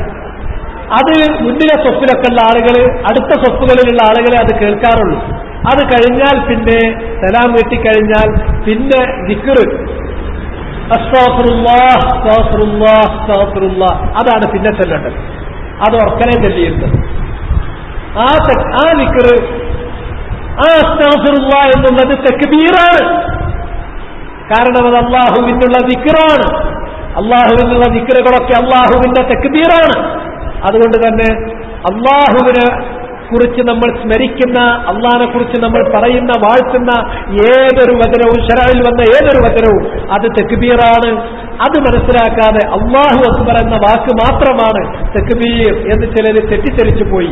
അതുകൊണ്ടാണ് ആ ഹദീസിനെ തെറ്റായി മനസ്സിലാക്കുകയും തെറ്റായി അതിനെ പ്രയോഗവൽക്കരിക്കുകയും ചെയ്തുകൊണ്ട് ചില ആളുകൾ ഇന്ന് നമ്മുടെ നാട്ടിൽ ചില പള്ളികളിലൊക്കെ അത് ചെയ്തു വരുന്നുണ്ട്. പണ്ഡിതന്മാരിൽപ്പെട്ട ചിലര് അല്ലാഹു അക്ബർ എന്നുള്ളതും അതിൽ പെടും എന്നൊക്കെ ചിലപ്പോൾ അതിന്റെ സമ്മതം മൂളും. കാരണം അല്ലാഹു അക്ബർ തക്ബീറാണ്, ദിക്റാണ്, തർക്കമൊന്നുമില്ല. പക്ഷെ നമസ്കാര ശേഷം നബി സല്ലല്ലാഹു അലൈഹി വസല്ലം സലാം വിട്ടുകഴിഞ്ഞാൽ അല്ലാഹു അക്ബർ എന്ന വാക്കിൽ തക്ബീർ ചൊല്ലാറുണ്ടായിരുന്നു എന്ന് ഒരു റിവായത്തിലുണ്ട്. മറിച്ച് സലാം വിട്ട് കഴിഞ്ഞാൽ അസ്തഗ്ഫിറുല്ലാഹ് അസ്തഗ്ഫിറുല്ലാഹ് അസ്തഗ്ഫിറുല്ലാഹ് ഇത് 3 തവണ ചൊല്ലും. അല്ലാഹുമ്മ അൻതസ്സലാം വമിൻകസ്സലാം തബാറക്ത യാ ദൽ ജലാലി വൽ ഇക്റാം. പിന്നെ അത് ചൊല്ലും. ഇത് ഇങ്ങനെ റസൂലുള്ള നടത്തുന്ന ദിക്റുകളാകുന്ന തക്ബീറുകൾ അത് കേട്ടിട്ടാണ് റസൂലുള്ള നമസ്കാരത്തിൽ നിന്ന് പിരിഞ്ഞു എന്ന് ഞങ്ങൾ മനസ്സിലാക്കിയിരുന്നത്. അത് റസൂലുള്ള മാത്രമല്ല, സഹാബികളും റസൂലുള്ള സലാം വീട്ടിക്കഴിഞ്ഞാൽ അവർ സലാം വീട്ടി അവരും ഈ ദിക്ർ ഉച്ചത്തിൽ പറയും. അത് അവർ ഉച്ചത്തിൽ പറയുമ്പോ പുറത്താരെങ്കിലും അവരിങ്ങനെ പള്ളിയിലേക്ക് നേരെ വരുന്ന ആൾക്കാരാ നമസ്കാരം കഴിഞ്ഞു എന്നുള്ളത് ഈ തക്ബീർ കേട്ടിട്ടാണ് അവർ മനസ്സിലാക്കുക. എന്നിട്ട് അവരെ വീട്ടിൽ പോയിട്ടാണ് നിസ്കരിക്കുക. ഇങ്ങനത്തെ കാര്യങ്ങളൊക്കെ നമുക്ക് ആസാറുകളിൽ റിവായത്തുകളിൽ കാണാൻ സാധിക്കുന്നതാണ്. അപ്പൊ ഇവിടെ എന്താണ്, ഇവിടെ തക്ബീർ ചൊല്ലാന്ന് പറഞ്ഞാൽ അല്ലാഹു അക്ബർ അല്ലാഹു അക്ബർ അല്ലാഹു അക്ബർ ലാ ഇലാഹ ഇല്ലല്ലാഹു അല്ലാഹു അക്ബർ വലില്ലാഹിൽ ഹംദ് അതെല്ലാവരും കൂടെ അങ്ങനെ ചൊല്ലി ആ ചെല്ലുന്നോടത്ത് ഇങ്ങനെ കത്തിവെക്കുന്ന ഒരു സമ്പ്രദായം ഇല്ല. അങ്ങനെ രീതിയില്ല, തെറ്റാണ്. അങ്ങനെ ഈ മുഖയ്യതായ സ്പെസിഫിക്കായ വചനത്തിൽ ഈ പറയുന്ന തക്ബീർ, ഈ പറയുന്ന വാക്കുകളിലുള്ള തക്ബീർ ഉളഹിയ്യത്തറക്കുന്ന സമയത്ത് കത്തിവെക്കുമ്പോ ചൊല്ല, അതും സംഘടിതമായി ചൊല്ല എന്നത് ലം യസ്ബുത് അൻ നബി സല്ലല്ലാഹു അലൈഹി വസല്ലം വലാ അൻ സ്വഹാബത്തി കിറാം റളിയല്ലാഹു അൻഹും വലാ അൻ സലഫിൽ ഉമ്മ. നബിയിൽ നിന്നോ സഹാബത്തിൽ നിന്നോ സലഫുസ് സ്വാലിഹുകളുടെ തലമുറകളിലോ ഈ കാര്യം ഉദ്ധരിക്കപ്പെട്ടിട്ടില്ലാത്തതാണ്. മറിച്ച് തക്ബീറുമാണ് മുത്തലഖായ തക്ബീർ. ആ തക്ബീറിന്റെ വചനം എങ്ങനെയാണ്? ആ തക്ബീറിന്റെ വചനം ഉളഹിയ്യത്തറക്കുന്ന ആളുകള് അവർക്ക് അറിയില്ലെങ്കിൽ ചൊല്ലിപ്പഠിക്കേണ്ടതാണ്. ആദ്യം പറയേണ്ടത് കത്തിവെക്കുന്നതിന് മുമ്പ് ബിസ്മില്ലാഹ്, അള്ളാഹുവിന്റെ പേര്, വല്ലാഹു അക്ബർ, പിന്നെ തക്ബീർ ചൊല്ലി അല്ലാഹു അക്ബർ, അല്ലാഹുമ്മ തഖബ്ബൽ മിന്നീ കമാ തഖബ്ബൽത മിൻ ഇബ്രാഹിം ഖലീലിക്. ഇത്രയുമാണ് നബി സല്ലല്ലാഹു അലൈഹി വസല്ലം ചൊല്ലിയിട്ടുണ്ടായിരുന്നത്. ഇനി വേറെ ചില വാക്കുകളിലൂടെ മാറി പറഞ്ഞിട്ടുള്ളതുണ്ട്. ആയിക്കോട്ടെ, റിവായത്തുകളിൽ വന്നിട്ടുള്ള ഏത് പദങ്ങളും ആകാം. പക്ഷേ നമ്മൾ പെരുന്നാൾ ദിവസങ്ങളിൽ ചൊല്ലാവുന്ന തക്ബീറുണ്ടല്ലോ, ആ തക്ബീർ അത് ചൊല്ലുകയോ അല്ലെങ്കിൽ അത് തന്നെയും സംഘടിതമായി ചൊല്ലുകയോ എന്നിട്ട് ഉളഹിയ്യത്തിന്മേൽ കത്തിവെക്കുകയോ ആ മദ്ബൂഹായ മൃഗത്തിന്റെ മുകളിൽ കത്തിവെക്കുകയോ ചെയ്യുന്ന രീതിയില്ല. ബിസ്മില്ലാഹി വല്ലാഹു അക്ബർ അല്ലാഹുമ്മ തഖബ്ബൽ മിന്നീ കമാ തഖബ്ബൽത മിൻ ഇബ്രാഹീമ ഖലീലിക്. എന്താ ഇതിന്റെ അർത്ഥം? അള്ളാന്റെ പേരിലാണ് ഞാൻ ഈ അറിവ് നടത്തുന്നത്, അള്ളാഹ്ക്ക് വേണ്ടിയാണ്. അല്ലാഹു അക്ബർ, അള്ളാഹ് ഏറ്റവും വലിയവനാണ്, അള്ളാഹു ഏറ്റവും മഹാനാണ്, അവന്റെ ഏകത്വം ഞാൻ ഉയർത്തിപ്പിടിക്കും. ഈ മൃഗത്തെ അറുക്കുന്നത് അവനെ സ്മരിക്കാനാണ്, അവന്റെ ഏകത്വം അത് സ്മരിക്കാനാണ്, അവന്റെ ഏകത്വം അത് ഉയർത്തിപ്പിടിക്കാനാണ്, അവന്റെ ഏകത്വം അംഗീകരിച്ച് ജീവിക്കുന്ന അവന് തഅബ്ബുദ് ഉബൂദിയ്യ ലില്ലാഹി ഖാലിസ, അല്ലാഹുക്ക് മാത്രമായുള്ള ഉബൂദിയ്യത്ത് അത് സമർപ്പിക്കാനാണ്. എന്നിട്ട് പറയുന്നു അല്ലാഹുമ്മ തഖബ്ബൽ മിന്നി, അല്ലാഹുവേ ഞാൻ ഈ ചെയ്യുന്ന പ്രവർത്തനം എന്നിൽ നിന്ന് നീ സ്വീകരിക്കണം. കമാ തഖബ്ബൽത മിൻ ഇബ്രാഹീമ ഖലീലിക്, നിന്റെ ഖലീലായ ഇബ്രാഹിം അലൈഹിസ്സലാമിൽ നിന്ന് നീ സ്വീകരിച്ച പോലെ എന്നിൽ നിന്ന് റബ്ബേ ഇത് നീ സ്വീകരിക്കണമേ. അത് പറഞ്ഞു കഴിഞ്ഞിട്ടാണ് കത്തിവെക്കുന്നത്. ഇത് ഒക്കെ അറിവൊക്കെ കഴിഞ്ഞിട്ട് പിന്നല്ല, ഇത് ശരിക്ക് ചെല്ല. വിചാരിച്ച ആള് ഉദഹിയെ തറക്കാൻ വിചാരിച്ച ആൾ ഇതിന് തോന്നൊന്നുമില്ല. ബിസ്മില്ലാഹി വല്ലാഹു അക്ബർ അല്ലാഹുമ്മ തഖബ്ബൽ മിന്നി കമാ തഖബ്ബൽത മിൻ ഇബ്രാഹീമ ഖലീലിക്. ഇത് പഠിക്കാൻ ഒരു മൃഗത്തെ വാങ്ങണ ബുദ്ധിമുട്ടൊന്നും അതിലില്ല. ഇതൊരു 4 വട്ടങ്ങൾ പറഞ്ഞാൽ നിങ്ങൾക്ക് മറുപാടായി. അതിന്റെ അർത്ഥത്തോടു കൂടി മനസ്സാന്നിധ്യത്തോടു കൂടി അത് ചൊല്ലിയിട്ട് മൃഗത്തെ അതിന്റെ ഇടത്തെ കാലുകൾ നിലത്ത് പതിയുന്ന, ഇടത്തെ സൈഡ് നിലത്ത് പതിയുന്ന വിധത്തിൽ കിടത്തി ഇവരക്ക് നേരെ തിരിച്ചിട്ട് എന്നിട്ട് അതിന്റെ കഴുത്തിൽ വലത് കാല് വെച്ചിട്ട് അങ്ങനെ മൃഗത്തെ കടത്തിയാലുള്ള മെച്ചം, അതാണ് അറിയപ്പെട്ട അറിവ്. അതാണ് വളരെ മൃഗത്തിന് നമ്മൾ കൊല്ലാൻ പോകുന്ന മൃഗത്തിന് ഏറ്റവും ആശ്വാസം നൽകുന്ന അറിവ്. അതാണ് മുസ്ലിമീങ്ങളുടെ അറിവ്. അതാണ് അള്ളാഹുവിന്റെ ദീനനുസരിച്ച് ജീവിച്ചു പോന്നിട്ടുള്ള പഴയകാല സമുദായങ്ങൾ അവർ സ്വീകരിച്ചു പോന്നിട്ടുള്ള അറിവ്. ആ അറിവ് അത് നമ്മൾ ചെയ്യണം. അതിന്റെ കഴുത്തിന് കാല് വെച്ചു എന്നിട്ട് ബിസ്മില്ലാഹ് വല്ലാഹു അക്ബർ അല്ലാഹുമ്മ തഖബ്ബൽ മിന്നി കമാ തഖബ്ബൽത മിൻ ഇബ്രാഹീമ ഖലീലിക് എന്ന് പറഞ്ഞിട്ട് കത്തിവെക്കണം. എന്നിട്ട് ശരിക്ക് അതിന്റെ നരമ്പുകൾ, ആ രക്തം ശരിക്ക് പോകാൻ ആവശ്യമായ ആ നരമ്പുകൾ മുറിയുന്ന വിധത്തിൽ അതിനെ നല്ല നിരക്ക് പെട്ടെന്ന് ഇറക്കണം. അറുത്ത് കഴിഞ്ഞാൽ, അറവ് കഴിഞ്ഞ് കത്തി അതിൽ നിന്ന് എടുത്തു കഴിഞ്ഞാൽ, വജ്ജഹ്തു വജ്ഹിയ ലില്ലദീ ഫത്തറ السماوات والأرض حنيفا وما أنا من المشركين إن صلاتي ونسكي ومحياي ومماتي لله رب العالمين لا شريك له وبذلك أمرت وأنا أول المسلمين. ഈ ദുആ കൂടി ചെയ്യണം. ദിക്ർ അപ്രാർ പൂർത്തിയാകും. ഇത് നമ്മൾ ഈസിയാണ്, നമുക്കറിയുന്ന കാര്യമാണ്, പഠിക്കാവുന്ന കാര്യമാണ്, അത് ചെയ്യൂല. എന്നിട്ടോ അതിന്റെ സ്ഥാനത്ത് ഒരു സുന്നത്ത് ഒരു സ്ഥലത്തുനിന്ന് നിങ്ങൾ ഒഴിവാക്കിയാൽ അവിടെ ഒരു ഗ്യാപ്പ് വന്നല്ലോ, ആ ഗ്യാപ്പായിട്ട് കിടക്കൂല, അവിടെ വിദ്യാർത്ഥി കയറും. അവിടെ വിദ്യാർത്ഥിയായിട്ട് കയറി വന്നത് നമ്മുടെ മുദ്രാവാക്യം വിളിയുടെ സ്റ്റൈലിലുള്ള തെക്കുതീറുകൾ ആ സ്ഥലത്ത് കയറി വന്നു. ബിസ്മില്ലാ എന്ന് പോലും ചിലർ പറയില്ല, അല്ലാഹു അക്ബർ പറയില്ല, അല്ലാഹുമ്മ തഖബ്ബൽ മിന്നീ കമാ തഖബ്ബൽത മിൻ ഇബ്രാഹീമ ഖലീലിക് അത് പറയില്ല. അറുത്ത് കഴിഞ്ഞാൽ വജ്ജഹ്തു വജ്ഹിയ ലില്ലദീ ഫത്തറ السماوات والأرض ഹനീഫൻ മുസ്ലിമൻ എന്ന് പറയുന്ന ആ ദുആ നമ്മൾ പറയില്ല. ഇതാണ് നബി സല്ലല്ലാഹു അലൈഹി വസല്ലമയുടെ പ്രാർത്ഥനയിൽ നിന്ന് ഉദ്ധരിക്കപ്പെട്ടിട്ടുള്ളത്. അതിന്റെ അർത്ഥം ഞാൻ പറയുന്നില്ല, ഒന്നുകൂടി ആവാണെങ്കിൽ ആർത്തിക്കാം. വജ്ജഹ്തു വജ്ഹിയ, എന്റെ മുഖം, എന്റെ സ്വത്വം ഞാൻ അള്ളാഹുവിലേക്ക് തിരിച്ചിരിക്കുന്നു, ആകാശങ്ങളെയും ഭൂമിയെയും സൃഷ്ടിച്ചവനായ അള്ളാഹുവിലേക്ക്, ഹനീഫൻ റുജുവായ നിലക്ക്, വമാ അന മിനൽ മുശ്രിക്കീൻ. റുജു എന്നുള്ളതൊരു വാക്കാണ്, അതിന്റെ അർത്ഥമല്ല. അതിന്റെ അർത്ഥം എന്ന് പറഞ്ഞാൽ എല്ലാ ശിർക്കും വെടിഞ്ഞിട്ട് തൗഹീദിലേക്ക് വ്യക്തമായി മുഖം തിരിച്ചുകൊണ്ട്, തൗഹീദിലേക്ക് തിരിഞ്ഞുകൊണ്ട്, ചാഞ്ഞുകൊണ്ട് എന്നാണ് അതിന്റെ അർത്ഥം. വമാ അന മിനൽ മുശ്രിക്കീൻ, ഒരിക്കലും ഞാൻ ശിർക്ക് ചെയ്യുന്നവരുടെ കൂടെയല്ല. ഖുൽ ഇന്ന സ്വലാത്തി വനുസുക്കി, പറയുക എന്റെ നമസ്കാരം, എന്റെ ഈ ബലികർമ്മം, വമഹ്യായ വമമാത്തി, എന്റെ ജീവിതം, എന്റെ മരണം എല്ലാം തന്നെ ലില്ലാഹി റബ്ബിൽ ആലമീൻ, ലോകരുടെ റബ്ബായ ഖാലിഖായ മാലിക്കായ മുദബ്ബിറായ അല്ലാഹുവിനാണ്. ലാ ശരീക ലഹു, അവന് പങ്കുകാരയില്ല. ബിദാലിക ഉമിർ, ആ കാര്യം എന്നോട് കൽപ്പിക്കപ്പെട്ടിട്ടുണ്ട്. ആ അള്ളാഹുവിന് പങ്കുകാരില്ലാതെ അവന്റെ ഏകത്വം അംഗീകരിച്ചുകൊണ്ട് അവന്റെ ഉബൂദിയ്യത്ത് പൂർണ്ണമാക്കിക്കൊണ്ട് ജീവിക്കാൻ, വാന അവ്വലുൽ മുസ്ലിമീൻ, സർവദാ അവന്റെ സമർപ്പിച്ചിട്ടുള്ളവരിൽ ഒന്നാമത്തവനാകുന്നു ഞാൻ. വയത്തസദ്ദഖു ബിസുലുസിഹ, അതിന് ശേഷം പിന്നെ അതിനെ മൃഗത്തെടുത്തിട്ട് കഴിക്കണം. അത് കുറച്ച് പാവങ്ങൾക്ക് കൊടുക്കണം, കുറച്ച് ഹദിയ കൊടുക്കണം, ചോദിച്ചു വരുന്നവർക്കും മറ്റു ഹദിയ കൊടുക്കണം, അതേമാതിരി കുറച്ച് അവർ കഴിക്കണം. അത് 1/3 യാതൊരു കുഴപ്പമല്ല. 1/3 അവനെടുത്തു, 1/3 ചോദിച്ചു വന്നവർക്കും മറ്റു ഹദിയ കൊടുത്തു, അല്ല പാവങ്ങൾക്ക് കൊടുത്തു, പിന്നെ 1/3 വേറുള്ളവർക്ക് ഹദിയ കൊടുത്തു, അങ്ങനെ കൊടുത്തു, യാതൊരു കുഴപ്പമല്ല. ഇനി ആ 1/3 എന്നുള്ളത് അല്പമൊന്ന് കൂടി അല്പമൊന്ന് കുറഞ്ഞു, അത് പ്രശ്നമുള്ളൊരു കാര്യമല്ല. അതൊരു അത്ര കൃത്യമായിട്ട് തുലാസ് വെച്ച് തൂക്കാനേ നടക്കരുത്. ഈ തുലാസ് വെച്ച് തൂക്കുന്നതാണ് അബദ്ധം. അത് തനത്തുആണ്. അങ്ങനെ 1/3 കൃത്യമാക്കാൻ വേണ്ടി തുലാസ് വെച്ച് തൂക്കാതുള്ളത് അത് നേരത്തല്ല. അതിൽ നിന്ന് കുറച്ചവരെടുക്കും, കഴിക്കും. ഏതാണ്ട് ഇതിൽ 1/3 അവരെടുക്കുന്നു, കഴിക്കുന്നു. പിന്നെ അതുകൊണ്ട് ഭക്ഷണം ഉണ്ടാക്കിയിട്ട് എല്ലാവരും വിളിച്ച് കഴിപ്പിച്ചുവെങ്കിൽ ജാസ്, അതും നല്ലതാണ്, അതും അനുവദിക്കപ്പെട്ട കാര്യമാണ്. അങ്ങനെ അതിൽ നിന്ന് അയാൾ കഴിക്കുന്നു, അയാൾ മറ്റുള്ളവരെ കഴിപ്പിക്കുന്നു, അല്ലെങ്കിൽ അത് ഭക്ഷണം വെച്ച് കൊടുക്കുന്നു, അല്ലെങ്കിൽ മറ്റുള്ളവർക്ക് അത് അയാൾ ഹദിയായി കൊടുക്കുന്നു. അത് കൊടുക്കുമ്പോൾ മുസ്ലിങ്ങൾക്ക് തന്നെ അതിൽ നിന്നൊരു കഷ്ണം പോകാവൂ എന്ന നിർബന്ധമൊന്നും വേണ്ട. ജാറൊക്കെ ഉണ്ടെങ്കിൽ, അയൽവാസികളിലൊക്കെ മുസ്ലിങ്ങളുണ്ടെങ്കിൽ അവർക്ക് കൊടുത്തിരിക്കണം. അതുപോലെ തന്നെ പാവങ്ങളായ കുറച്ച് മുസ്ലിമീങ്ങളുണ്ട്, അവർക്ക് ഉദഹിയത്തിന്റെ മാംസം കൊടുക്കുമ്പോൾ ആ പരിസരത്ത് അവരുടെ അയൽപക്കത്ത് താമസിക്കുന്ന ഏതെങ്കിലും അമുസ്ലിങ്ങളുണ്ടെങ്കിൽ അത്തരമൊരു വിവേചനപരമായ നടപടി ഇതിൽ കാണിക്കേണ്ട കാര്യമല്ല. ഷെയ്ഖ് അൽബാനി റഹ്മത്തുള്ളാഹി അലൈഹി ഇതിന്റെ മാംസം അമുസ്ലിങ്ങൾക്ക് കൊടുക്കാൻ പറ്റൂല എന്ന ഹുക്മിന് വേണ്ടി തെളിവ് പറഞ്ഞു അദ്ദേഹത്തിന് ഒരിക്കലും കിട്ടും.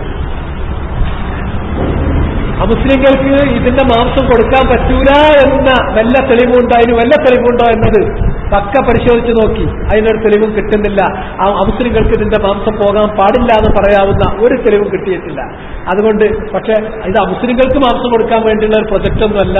ഇത് നമുക്ക്, മുസ്ലിമായ നമുക്കും നമ്മളെപ്പോലുള്ള മുസ്ലിമീങ്ങൾക്കും അതുപോലെ തന്നെ ഇതിലെ ആവശ്യക്കാർക്കും ചോദിച്ചു വരുന്നവർക്കുമുള്ളതാണ്.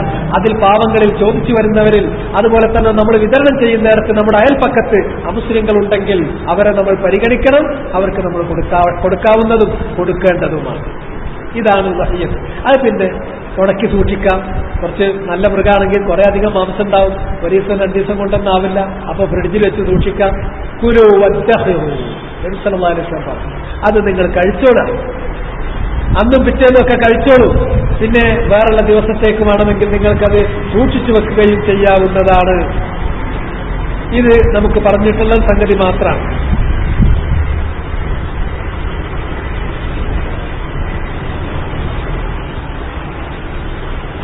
പിന്നെ അതുമായി ബന്ധപ്പെട്ടിട്ടുള്ള പിന്നുള്ള ഒരു കാര്യം എന്താണ്? ദിക്ർ ചൊല്ലലാണ്. ദിക്ർ ചൊല്ലുക എന്ന് പറഞ്ഞാൽ തക്ബീർ. ആ തക്ബീർ ഞാൻ നേരത്തെ പറഞ്ഞതുപോലെ മുത്ലഖായ തക്ബീർ, അല്ലാഹു അക്ബർ എന്ന് പറയുന്നത്, ലാ ഇലാഹ ഇല്ലല്ലാഹ് എന്ന് പറയുന്നത്, സുബ്ഹാനല്ലാഹ് എന്ന് പറയുന്നത്, ഈ തക്ബീർ എന്ത് മുതൽ, മുത്ലഖായ തക്ബീർ എന്ത് മുതൽ ചൊല്ലാം?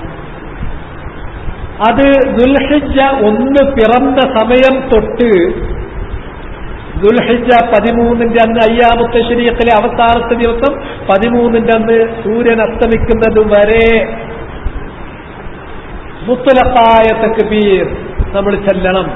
തക്ബീർ വർദ്ധിപ്പിക്കണം. അവിടെ തക്ബീർ എന്ന് പറഞ്ഞാൽ അല്ലാഹു അക്ബർ എന്ന് പറയുന്ന ആ തക്ബീർ അല്ല ഉദ്ദേശിക്കുന്നത്.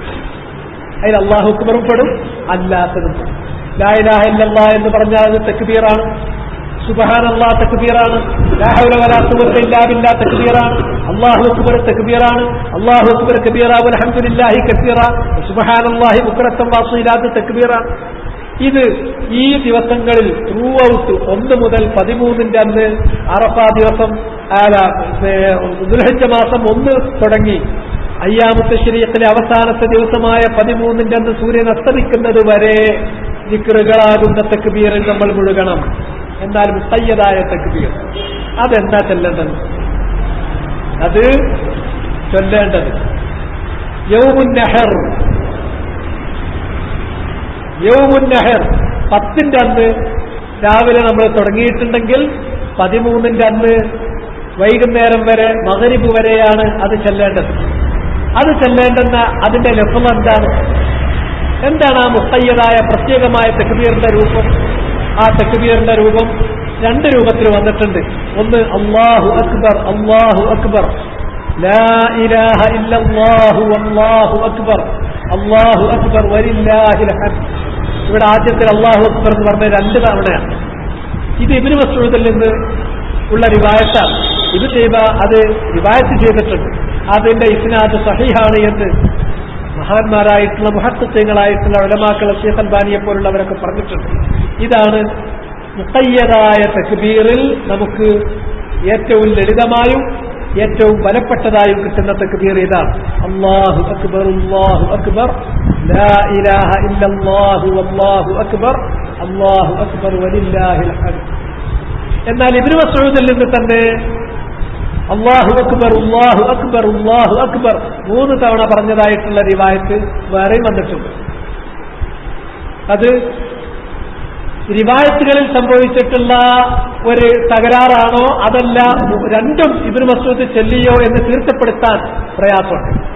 ഏതാണെങ്കിലും ഇബ്നു മസ്ഊദിൽ നിന്ന് ഉദ്ധരിക്കപ്പെട്ട തക്ബീറിൽ മഷ്ഹൂറായിട്ടുള്ളത് അത് തശ്ഫീഅ് 2 തവണ പറയുന്നതാണ്. അല്ലാഹു അക്ബർ, അല്ലാഹു അക്ബർ, ലാ ഇലാഹ ഇല്ലല്ലാഹു വല്ലാഹു അക്ബർ, അല്ലാഹു അക്ബർ വലില്ലാഹിൽ ഹംദ്. അതാണ്.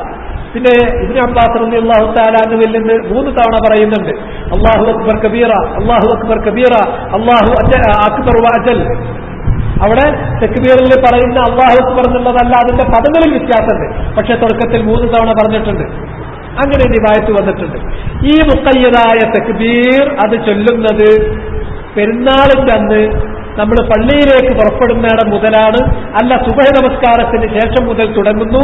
അതൊക്കെ ചെറിയ ചില്ലറ കൗലുകളിലുള്ള മാറ്റങ്ങളുണ്ട്. ഏതാണെങ്കിലും പെരുന്നാളിന്റെ ദിവസം അഥവാ ദുൽഹിജ്ജ മാസം 10 അന്ന് തൊട്ടിട്ട് പിന്നെ അത് ചൊല്ലാറുള്ളത് നമസ്കാരത്തിന് ശേഷം 5 നേരത്തെ നിർബന്ധ നമസ്കാരത്തിന് ശേഷം ആളുകൾ അങ്ങനെ ചെല്ലാറുണ്ട്. അല്ലാത്ത സമയത്തും അവർ ചെല്ലാറുണ്ട്. ഈ മുഖയ്യദായ തക്ബീറും ചെല്ലാറുണ്ട്. മുഖയ്യദല്ലാത്ത തക്ബീറുകൾ, മുഖയ്യദല്ലാത്ത ദിക്റുകളാകുന്ന തക്ബീറുകളും ചെല്ലാറുണ്ട്. എത്രത്തോളം എന്ന് ചോദിച്ചാൽ വകുന്ന നിസാഉ യുകബ്ബിർന ഖൽഫ അബാന ബിൻ ഉസ്മാൻ, ഖൽഫ അബാന ബിൻ ഉസ്മാൻ വഉമർ ബിൻ അബ്ദുൽ അസീസ് ലയാലി തശ്രീഖ് ഫിൽ മസ്ജിദ് ഖൽഫ الرجال. അയ്യാമു തശ്രീഖിന്റെ ദിവസങ്ങളിൽ പള്ളിയിൽ സ്ത്രീകൾ നിസ്കരിക്കാൻ വന്നിട്ടുണ്ടെങ്കിൽ ആ സ്ത്രീകൾ വരാറുണ്ടായിരുന്നു. ചിലപ്പോ അവര് നിസ്കാരത്തിന് ശേഷം തക്ബീർ ചൊല്ലിയത് അവര് ചൊല്ലിയിട്ടുള്ള കാര്യങ്ങൾ അത് മുഅല്ലഖായിട്ട് ഇമാം ബുഖാരി ഉദ്ധരിച്ചിട്ടുണ്ട്. അതുപോലെ തന്നെ ഉമർ ഖത്താബ് റളിയല്ലാഹു തആല അൻഹു ഒരിക്കൽ മാർക്കറ്റിൽ ഇറങ്ങിയ സമയത്ത് അയ്യാമു തശ്രീഖിന്റെ ദിവസം അദ്ദേഹം ഉച്ചത്തിൽ തക്ബീർ അങ്ങ് ചൊല്ലി. ആ തക്ബീർ കേട്ടപ്പോൾ ബാക്കിയുള്ള ആളുകളും തക്ബീർ ചൊല്ലി. അങ്ങനെ മാർക്കറ്റ് ഒന്നായിട്ട് ശബ്ദമുഖരിതമാകുന്ന വിധത്തിൽ തക്ബീറുകൾ അങ്ങനെ മുഴക്കപ്പെട്ടു. അവിടെ നിന്നും ഉമർ ഖത്താബ് ചൊല്ലിക്കൊടുത്തു, മറ്റൊരേറ്റ് ചൊല്ലി എന്ന് പറയരുത്. അങ്ങനെ അതിന്റെ യാതൊരു തെളിവുമില്ല. ശൈഖ് ഇബ്നു ബാസ് റഹ്മത്തുള്ളാഹി അലൈഹി അദ്ദേഹത്തോട് ചോദിക്കണ്ടായി, ഇങ്ങനെ സംഘടിതമായിട്ട് നടക്കുന്ന ഈ തക്ബീർ എന്താണ്? അത് ലം യസ്ബുത്, അത് സ്ഥിരപ്പെട്ടിട്ടില്ല. ഗൈർ മശ്റൂഅ്, അത് ശറഈൽ വന്നിട്ടുള്ള കാര്യമല്ല. ബൽ ബിദ്അ, അത് ബിദ്അത്താണ്. ഇത്രയും കാര്യം അദ്ദേഹത്തിനെ കുറിച്ച് പറഞ്ഞു. ഏത് സംഘടിതമായിട്ട് ഒരാൾ ചൊല്ലിക്കൊടുക്കുക, എന്നിട്ട് എല്ലാവരുടെയും ശബ്ദം ഒരുമിച്ച് തകല്ലമൂന ബിസൗത്ത് വാഹിദ് എന്ന് പറഞ്ഞു, എല്ലാവരുടെയും ശബ്ദം ഒരുമിച്ച് വരുന്ന വിധത്തിൽ ഒന്നിച്ചു ചൊല്ലുക എന്നുള്ളത്. മറിച്ച് അതില്ല, അങ്ങനെ ഒരു തക്ബീറില്ല. മറിച്ച് ഈ ദിവസങ്ങളിൽ മൊത്തമുള്ള തക്ബീറാണെങ്കിൽ ദിക്റാകുന്ന തക്ബീറാണ്. ആ ദിക്റാകുന്ന തക്ബീറുകളുടെ കൂട്ടത്തിൽ നമ്മൾ നേരത്തെ പറഞ്ഞ ഇബ്നു മസ്ഊദിൽ നിന്ന് ഉദ്ധരിച്ച അല്ലാഹു അക്ബർ അല്ലാഹു അക്ബർ ലാ ഇലാഹ ഇല്ലല്ലാഹു അല്ലാഹു അക്ബർ അല്ലാഹു അക്ബർ വലില്ലാഹിൽ ഹംദ് എന്നുള്ളതോ, അല്ലെങ്കിൽ അത് തന്നെ 3 തവണ പറഞ്ഞുകൊണ്ടുള്ള അല്ലാഹു അക്ബർ അല്ലാഹു അക്ബർ അല്ലാഹു അക്ബർ എന്ന അദ്ദേഹത്തിൽ നിന്ന് ഉദ്ധരിക്കുന്ന ആ തക്ബീറോ, അല്ലെങ്കിൽ ഇബ്നു അബ്ബാസിൽ നിന്ന് ഉദ്ധരിച്ചിട്ടുള്ള തക്ബീറോ, ഈ തക്ബീറുകൾ, ഈ മുഖയ്യദായ തക്ബീർ അത് യൗമുൻ നഹറിലും അയ്യാമു തശ്രീഖിലും ആണ് ചൊല്ലേണ്ടത്. അത് മറ്റ് തക്ബീറുകളുടെ മുഖയ്യദല്ലാത്ത ദിക്റാകുന്ന മറ്റ് തക്ബീറുകളുടെ കൂട്ടത്തിൽ അത് ചെല്ലണം. അത് ഓരോരുത്തരും ചെല്ലണം. അത് ഒരാൾ ചൊല്ലിക്കൊടുക്കുകയും ബാക്കിയുള്ള ആളുകൾ ഉച്ചത്തിൽ ചെല്ലുകയുമെന്ന ആ രീതിയില്ല. അത് നമസ്കാര ശേഷം അവർ ചെല്ലാറുണ്ടായിരുന്നു. ആണുങ്ങൾ ചെല്ലാറുണ്ടായിരുന്നു, പെണ്ണുങ്ങൾ ചെല്ലാറുണ്ടായിരുന്നു, പള്ളിയിൽ വെച്ച് ചൊല്ലിയിരുന്നു, മാർക്കറ്റിൽ വെച്ച് ചൊല്ലിയിരുന്നു. എല്ലായിടത്തും അല്ലാഹുവിനെ അവർ സ്മരിച്ചുകൊണ്ടിരുന്നു എന്നുള്ള കാര്യം സ്ഥിരീകരിക്കപ്പെട്ടിട്ടുള്ളതുമാണ്. ഇത്രയും കാര്യങ്ങളാണ് ഇതിൽ വളരെ അധികം നമ്മൾ ശ്രദ്ധിക്കേണ്ടത്. പിന്നെ പെരുന്നാൾ നമസ്കാരം എന്ന് പറഞ്ഞാൽ നമുക്കറിയാവുന്ന കാര്യമാണ്. നേരത്തെയാണ് നിർവഹിക്കുക. അതിൽ ആദ്യം 2 റക്അത്ത് നമസ്കരിക്കും, പിന്നെ ഒരു ഖുത്ബ ഉണ്ടാകും. ആ ഖുത്ബ 2 ഖുത്ബ നടത്തിയതായിട്ട് റിവായത്തുകളിലുണ്ട്. നബി സല്ലല്ലാഹു അലൈഹി വസല്ലം ഒരു ഖുത്ബ നടത്തി, പിന്നെ സ്ത്രീകളുടെ അടുക്കൽ പോയി പ്രത്യേകം ഉപദേശിച്ചു. അത് 2 ഖുത്ബയായിട്ട് മനസ്സിലാക്കുന്ന ചില ആളുകളുണ്ട്. ഉലമാക്കളിൽ അങ്ങനെയുണ്ട്. ഇല്ലെങ്കിൽ നബി സല്ലല്ലാഹു അലൈഹി വസല്ലം ഒരു ഖുത്ബ നടത്തി, അപ്പൊ അതിനൊരു ഖുത്ബ എന്ന് വേണം ആണെങ്കിൽ പറയാം. അല്ലെങ്കിൽ ആ ഒരു ഖുത്ബ കഴിഞ്ഞാൽ 2ാമത്തെ ഖുത്ബ എന്നുള്ളത് സ്ത്രീകളുടെ അടുക്കൽ പോകുന്ന ഖുത്ബയെ 2ാം ഖുത്ബയായിട്ട് വ്യാഖ്യാനിക്കുകയാണെങ്കിൽ ഖുത്ബ എന്ന് പറയാം. അല്ലെങ്കിൽ സ്ത്രീകളെ പ്രത്യേകമായി ഉപദേശിച്ചു എന്ന് പറയാം. പെരുന്നാൾ നിസ്കാരത്തിന് എല്ലാവരും വരണം. ആണുങ്ങൾ വരുന്ന പോലെ പെണ്ണുങ്ങളും വരണം. അവരെ കൊണ്ടുവരാൻ വേണ്ടി നബി സല്ലല്ലാഹു അലൈഹി വസല്ലം പ്രത്യേകം കൽപ്പിച്ചു. അവിടെ അവർ മുസല്ലയിലേക്ക് വരുന്ന സന്ദർഭത്തിൽ ആർത്തവകാരികളും അതുപോലെ തന്നെ വീട്ടിനകത്തിരിക്കുന്നവരും എല്ലാ സ്ത്രീകളും വരണം. എന്നാൽ ആർത്തവകാരികളാണെങ്കിൽ അവർ നമസ്കാരത്തിൽ നിന്ന് മാറി നിൽക്കണം. മറിച്ച് അവർക്കുള്ള ഉപദേശങ്ങളിലും അവിടുത്തെ ദുആകളിലും മറ്റ് ഖൈറുകളിലും ഒക്കെ അവർ പങ്കെടുക്കുകയും ആ ദിവസത്തിന്റെ ബറക്കത്തും ആ ദിവസത്തിന്റെ ഫضലും അവർ നേടുകയും ചെയ്യണം. ഇതാണ് ഉമ്മു അത്തിയ റളിയല്ലാഹു തആല അൻഹ പറയുന്നു, ഉമിർന അൻ നുഖ്രിജൽ അവാതിഖ വൽ ഹുയ്യം വലവാതിൽ ഖുദൂർ, എല്ലാവരെയും വീട്ടിൽ നിന്ന് പുറത്തിറങ്ങാത്തവർ, ആർത്തവകാരികൾ എല്ലാവരെയും കൊണ്ടുവരാൻ വേണ്ടിയിട്ട് നബി സല്ലല്ലാഹു അലൈഹി വസല്ലം ഞങ്ങളോട് കൽപ്പിച്ചിട്ടുണ്ടായിരുന്നു. എന്നാൽ ഹുയ്യത് ആർത്തവകാരികൾ അവർ നമസ്കാരത്തിൽ നിന്ന് മാറി നിൽക്കുകയും അന്നേ ദിവസം നടക്കുന്ന മറ്റ് ഇബാദത്തുകളിൽ മറ്റ് ഖൈറുകളിൽ ബറക്കത്തുകളിൽ അവർ പങ്കുകൊള്ളുകയും ചെയ്യാനാണ് ഞങ്ങളോട് കൽപ്പിച്ചിട്ടുള്ളത്. അതാണ് ഞങ്ങൾ ചെയ്തിരുന്നത്. സ്ത്രീകൾക്ക് പ്രത്യേകമായി റസൂലുള്ള ഉപദേശം ചെയ്തിട്ടുണ്ട്. ആ ഉപദേശം 2ാം ഖുത്ബയാണെങ്കിൽ 2ാം ഖുത്ബയാണ്. ആ ഖുത്ബ ഒരു നിർബന്ധമായ കാര്യമല്ല, മൊത്തത്തിൽ അവിടെ ചെയ്യപ്പെടണം. പക്ഷെ ഓരോ വ്യക്തികളെയും അഴിയാനുകളെ സംബന്ധിച്ച് അവർക്കത് കടമുള്ള കാര്യമല്ല. റസൂലുള്ള പറയാറുണ്ടായിരുന്നു, നമ്മൾ ഖുത്ബ നടത്തുക, ആരാണോ അത് കേൾക്കാൻ ഇരിക്കുന്നത് അവരിരുന്ന് കേട്ടോളി, ആരാണോ എഴുന്നേറ്റ് പോകാൻ ഉദ്ദേശിച്ചവർ അവർ എഴുന്നേറ്റ് പോയിക്കോളി. ഇത് റസൂലുള്ള ഖുത്ബയിൽ തന്നെ പറഞ്ഞൊരു കാര്യം. അപ്പോ അത് കേട്ടിരുന്നാൽ ഫളലുണ്ട്. ആ ഉപദേശം കേട്ടു, ആ സദസ്സിലിരുന്നു, ഒരുപാട് ഫളലുകളും ഖൈറുകളും കിട്ടി. അതിനേക്കാൾ അയാൾക്ക് അത്യാവശ്യം ചെയ്യേണ്ട മറ്റു കാര്യങ്ങളുണ്ട്, അതിനേക്കാൾ പതിലുള്ള കാര്യങ്ങളുണ്ട്, അത്യാവശ്യമുണ്ട്, ഒന്നുകിൽ പതിലുള്ള വേറൊരു കാര്യമുണ്ട്, അല്ലെങ്കിൽ അത്യാവശ്യമുണ്ട്. അയാൾക്ക് എഴുന്നേറ്റ് പോകാം, യാതൊരു പ്രശ്നമല്ല, നമസ്കാരത്തിന് ഒരു കുറവും സംഭവിക്കുന്നില്ല. അങ്ങനെ അതിന് പോന്നു കഴിഞ്ഞാൽ അയാൾ എന്തോ കാര്യമായ തെറ്റ് ചെയ്തതുപോലെ ജനങ്ങൾ അവരെ തുറിച്ചു നോക്കുന്ന രീതി അത് അനാവശ്യമാണ്. അതിനുള്ള അനുവാദം റസൂലുള്ള അവർക്ക് കൊടുത്തിട്ടുണ്ടെങ്കിൽ അത് കൊടുക്കണം. അതിന് ഖത്തീബുമാർ തയ്യാറാകണം. അല്ലാതെ ഖത്തീബുമാരിന്റെ പ്രസംഗം കേൾക്കാൻ എല്ലാവരും ഇരിക്കണം എന്നൊരു വാശി അവർ കാണിക്കേണ്ട യാതൊരു കാര്യമല്ല. ഈ നമസ്കാരത്തിൽ തക്ബീർ ആദ്യത്തേതിൽ 7 തക്ബീറും രണ്ടാമത്തേതിൽ 5 തക്ബീറുമാണ്, തക്ബീറത്തുൽ ഇഹ്റാം ഉൾപ്പെടെ. ആ തക്ബീറുകൾക്കിടയിൽ അല്ലാഹുവിനുള്ള ദിക്റുകൾ ചൊല്ലാം. ആ ദിക്റുകൾ ചൊല്ലിയിരുന്നത് അല്ലാഹു അക്ബർ കബീറ, അലൈഹി തക്ബീറും ഹംദും ഒക്കെ തന്നെ പറഞ്ഞിട്ടുള്ള വ്യത്യസ്തങ്ങളായ ചില വാക്കുകളൊക്കെ ചൊല്ലാറുണ്ടായിരുന്നു സലഫ് സ്വാലിഹീങ്ങളായ ആളുകൾ. അത് റിവായത്തിൽ വന്നിട്ടുണ്ട്. ഇനി അത് ചൊല്ലിയില്ലെങ്കിലും നമസ്കാരത്തിന് കുഴപ്പമില്ല. എന്നാൽ ഈ തക്ബീറുകൾക്ക് കൈപൊക്കുന്ന കാര്യം, തക്ബീറത്തുൽ ഇഹ്റാം കഴിഞ്ഞ് പിന്നെ റുക്കൂഴിലേക്ക് പോകുന്നതല്ലാതെ ഇടയ്ക്കുള്ള ഈ മറ്റ് 6 തക്ബീറുകൾ അല്ലെങ്കിൽ മറ്റ് 4 തക്ബീറുകൾ അതിന് കൈപ്പൊക്കുന്ന കാര്യം, അതിനെ സംബന്ധിച്ചിടത്തോളം പണ്ഡിതന്മാർക്ക് പെരുന്നാൾസ്കാരത്തിന്റെ തക്ബീറിന്റെ കാര്യത്തിൽ അത് സ്ഥിരീകരിക്കാവുന്ന പ്രബലമായ തെളിവുകളൊന്നും കാര്യമായി ഉദ്ധരിക്കാൻ പറ്റിയിട്ടില്ല എന്നുള്ളതൊരു വസ്തുതയാണ്. മയ്യിത്ത് നമസ്കാരത്തിൽ 4 തവണ തക്ബീർ ചൊല്ലും. ആ തക്ബീറിൽ ഉയർത്തുന്നത് ഇബ്നു ഉമർ ചെയ്തിരുന്നു എന്ന കാര്യം സ്ഥിരപ്പെട്ടിട്ടുണ്ട്. ഇബ്നു ഉമർ ചെയ്തിട്ടുള്ള ആ കാര്യത്തെക്കുറിച്ച് ചിലപ്പോൾ ഖിലാഫൊക്കെ പറയാം. അതെങ്ങനെ ഖിലാഫ് പറഞ്ഞാൽ ഇബ്നു ഉമറിനെ പോലെ മുത്തബിഉ സുന്നയായിട്ടുള്ള ഒരാൾ നബി സല്ലല്ലാഹു അലൈഹി വസല്ലം ചെയ്തത് കണ്ടതുകൊണ്ട് മാത്രമേ അങ്ങനെ ചെയ്യുള്ളൂ എന്ന് കരുതാൻ മാത്രമേ നിർവാഹമുള്ളൂ. അതുകൊണ്ട് അവിടെ ചെയ്യാം. പക്ഷെ പെരുന്നാൾസ്കാരത്തിന്റെ തക്ബീർ നബി അങ്ങനെ മറ്റ് തക്ബീറുകളിൽ കൈപൊക്കിയിരുന്നു എന്നത് റിവായത്തുകളിൽ കാണാനില്ല. ഏതെങ്കിലും ഒരു സ്വഹാബി അങ്ങനെ പൊക്കി എന്നതും റിവായത്തുകളിൽ കാണാനില്ല. ഉമർ ഇബ്നുൽ ഖത്താബ് റളിയല്ലാഹു അൻഹു മറ്റ് തക്ബീറുകളിലും അതുപോലെ കൈപൊക്കി എന്ന് പറയുന്ന ഒരു റിവായത്ത് പറയപ്പെടുന്നുണ്ട്. പക്ഷെ അതിന്റെ സനദ് പൂർണ്ണ രൂപത്തിൽ ലഭ്യമോ അത് പരിശോധിച്ച് ഉറപ്പുവരുത്താൻ പറ്റുകയോ ചെയ്തിട്ടില്ല. അങ്ങനെ ഒരു വിഷയം അതിലുണ്ട്. അതുകൊണ്ട് അല്ലാഹു അക്ബർ എന്നുള്ള തക്ബീറത്തുൽ ഇഹ്റാം, പിന്നെയുള്ളതിൽ അല്ലാഹു അക്ബർ, അതിന് കൈ പൊക്കുകയാണെങ്കിൽ അതിനുള്ള തെളിവിനെ കുറിച്ച് അവർ അന്വേഷിക്കണം. അത് അന്വേഷിച്ചിട്ട് എനിക്ക് കാണിച്ചു തരാൻ എന്റെ കൈവശമല്ല. ഇവിടെ അഹൂന ഹനീഫ് ഇരിക്കുന്നുണ്ട്, ഹനീഫിന്റെ അടുക്കൽ വല്ലതുണ്ടെങ്കിൽ എന്റെ ഈ കലിമ കഴിയുമ്പോൾ കാര്യമായിട്ട് ചെയ്യണം, ജനങ്ങളത് അറിയിക്കണം എന്ന് ഞാൻ ആവശ്യപ്പെടുക. പിന്നെ പെരുന്നാളിന്റെ അന്ന് ഉദഹിയ്യത്ത് കഴിഞ്ഞു. ഉദഹിയ്യത്ത് കഴിഞ്ഞാൽ പിന്നെ ആ ദിവസങ്ങൾ ഒരു ദിക്ർ കഴിഞ്ഞാൽ മറ്റേ ദിക്റിലേക്ക് പോവുക. ഉദഹിയ്യത്ത് ദിക്റിലാണ്, അത് കഴിഞ്ഞാൽ പിന്നെ ദിക്റിലേക്ക് പോവുക. അതാണ് ഇദാ ഫറഗത ഫൻസബ്, ഒന്നിൽ നിന്ന് വിരമിച്ച മറ്റൊന്നിലേക്ക് പോവുക. അങ്ങനെ അള്ളാഹുവിനുള്ള ദിക്ർ കൊണ്ടാണ് നമ്മൾ ആഘോഷിക്കേണ്ടത്. അല്ലാതെ അള്ളാഹനെ മറന്ന് അള്ളാഹ്ക്കുള്ള മഅസിയത്ത് കൊണ്ടല്ല ആഘോഷിക്കേണ്ടത്. അള്ളാഹുവിനെ കൂടുതൽ ഓർത്തുകൊണ്ട് അള്ളാഹു അനുവദിച്ചു തന്നിട്ടുള്ള നന്മകൾ അവിടെ നമ്മൾ മനസ്സിലാക്കേണ്ടത് ഖുൽ മൻ ഹറമ സീനത്തല്ലാഹ് അല്ലതി അഖ്റജ ലിഇബാദിഹി വത്തയ്യിബാതി മിനർ റിസ്ഖ്. ഇവിടെ നല്ല അലങ്കാര വസ്തുക്കൾ, അതുപോലെ തന്നെ ഉത്കൃഷ്ടമായ വിശിഷ്ടമായ ഭക്ഷ്യവസ്തുക്കളും അല്ലാത്ത കാര്യങ്ങളും ഇതൊക്കെ അള്ളാഹ് ഇവിടെ സൃഷ്ടിച്ചത് ആർക്കാന്നറിയും? അള്ളാഹനെ ധിക്കരിക്കുന്ന, അള്ളാഹുവിൽ പങ്കുചേർക്കുന്ന, അള്ളാഹുവിൽ അവിശ്വസിക്കുന്ന കുഫാറുകൾക്ക്, മുശ്രിക്കുകൾക്കല്ല, അള്ളാഹുവിന്റെ മാത്രം ആരാധ്യത അംഗീകരിക്കുന്ന മുഖ്ലിസുകളും മുവഹിദുകളുമായ ആളുകൾക്ക് വേണ്ടിയാണ് ഞാനത് ഉണ്ടാക്കി വെച്ചത്. അതവർക്ക് നിഷിദ്ധമല്ല. അത് നമ്മൾ എന്ത് ചെയ്യണം? അത് ആ അള്ളാന്റെ നിഅമത്ത് അത് സ്വീകരിച്ചുകൊണ്ട് നമ്മൾ ആഘോഷിക്കണം. അത് സ്വീകരിക്കുമ്പോൾ ആ നിഅമത്തിന്റെ അള്ളാഹനെ ശുക്ർ ചെയ്യണം. അള്ളാഹുവിനുള്ള ദിക്ർ കൂടുതൽ കൂടുതൽ ഉയർത്തിപ്പിടിക്കണം. അവന്റെ ഏകത്വമാണ് ദിക്റിലുള്ളത്.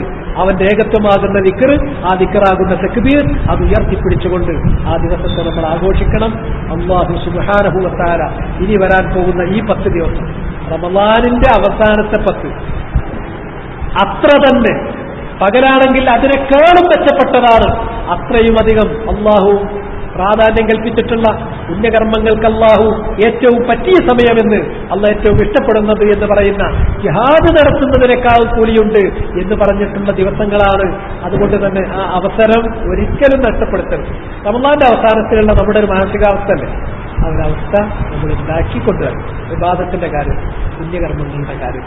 അതാണ് എനിക്ക് ഈ കലിമയിൽ നിങ്ങൾക്ക് കൈമാറാനുള്ള സന്ദേശം. അല്ലാഹു സുബ്ഹാനഹു വ തആല അവന്റെ കൽപ്പനാവിലക്കുകൾ മാനിച്ച് ജീവിക്കുന്ന മുത്തഖീകളായ മുഖ്ലിസീങ്ങളായ മുവഹ്ഹിദീങ്ങളായ അടിയാറുകളിൽ നമ്മെ എല്ലാവരെയും ഉൾപ്പെടുത്തുമാറാകട്ടെ. സുബ്ഹാനകല്ലാഹുമ്മ വ ബിഹംദിക അശ്ഹദു അൻ ലാ ഇലാഹ ഇല്ല അൻത അസ്തഗ്ഫിറുക വ അതൂബു ഇലൈക്.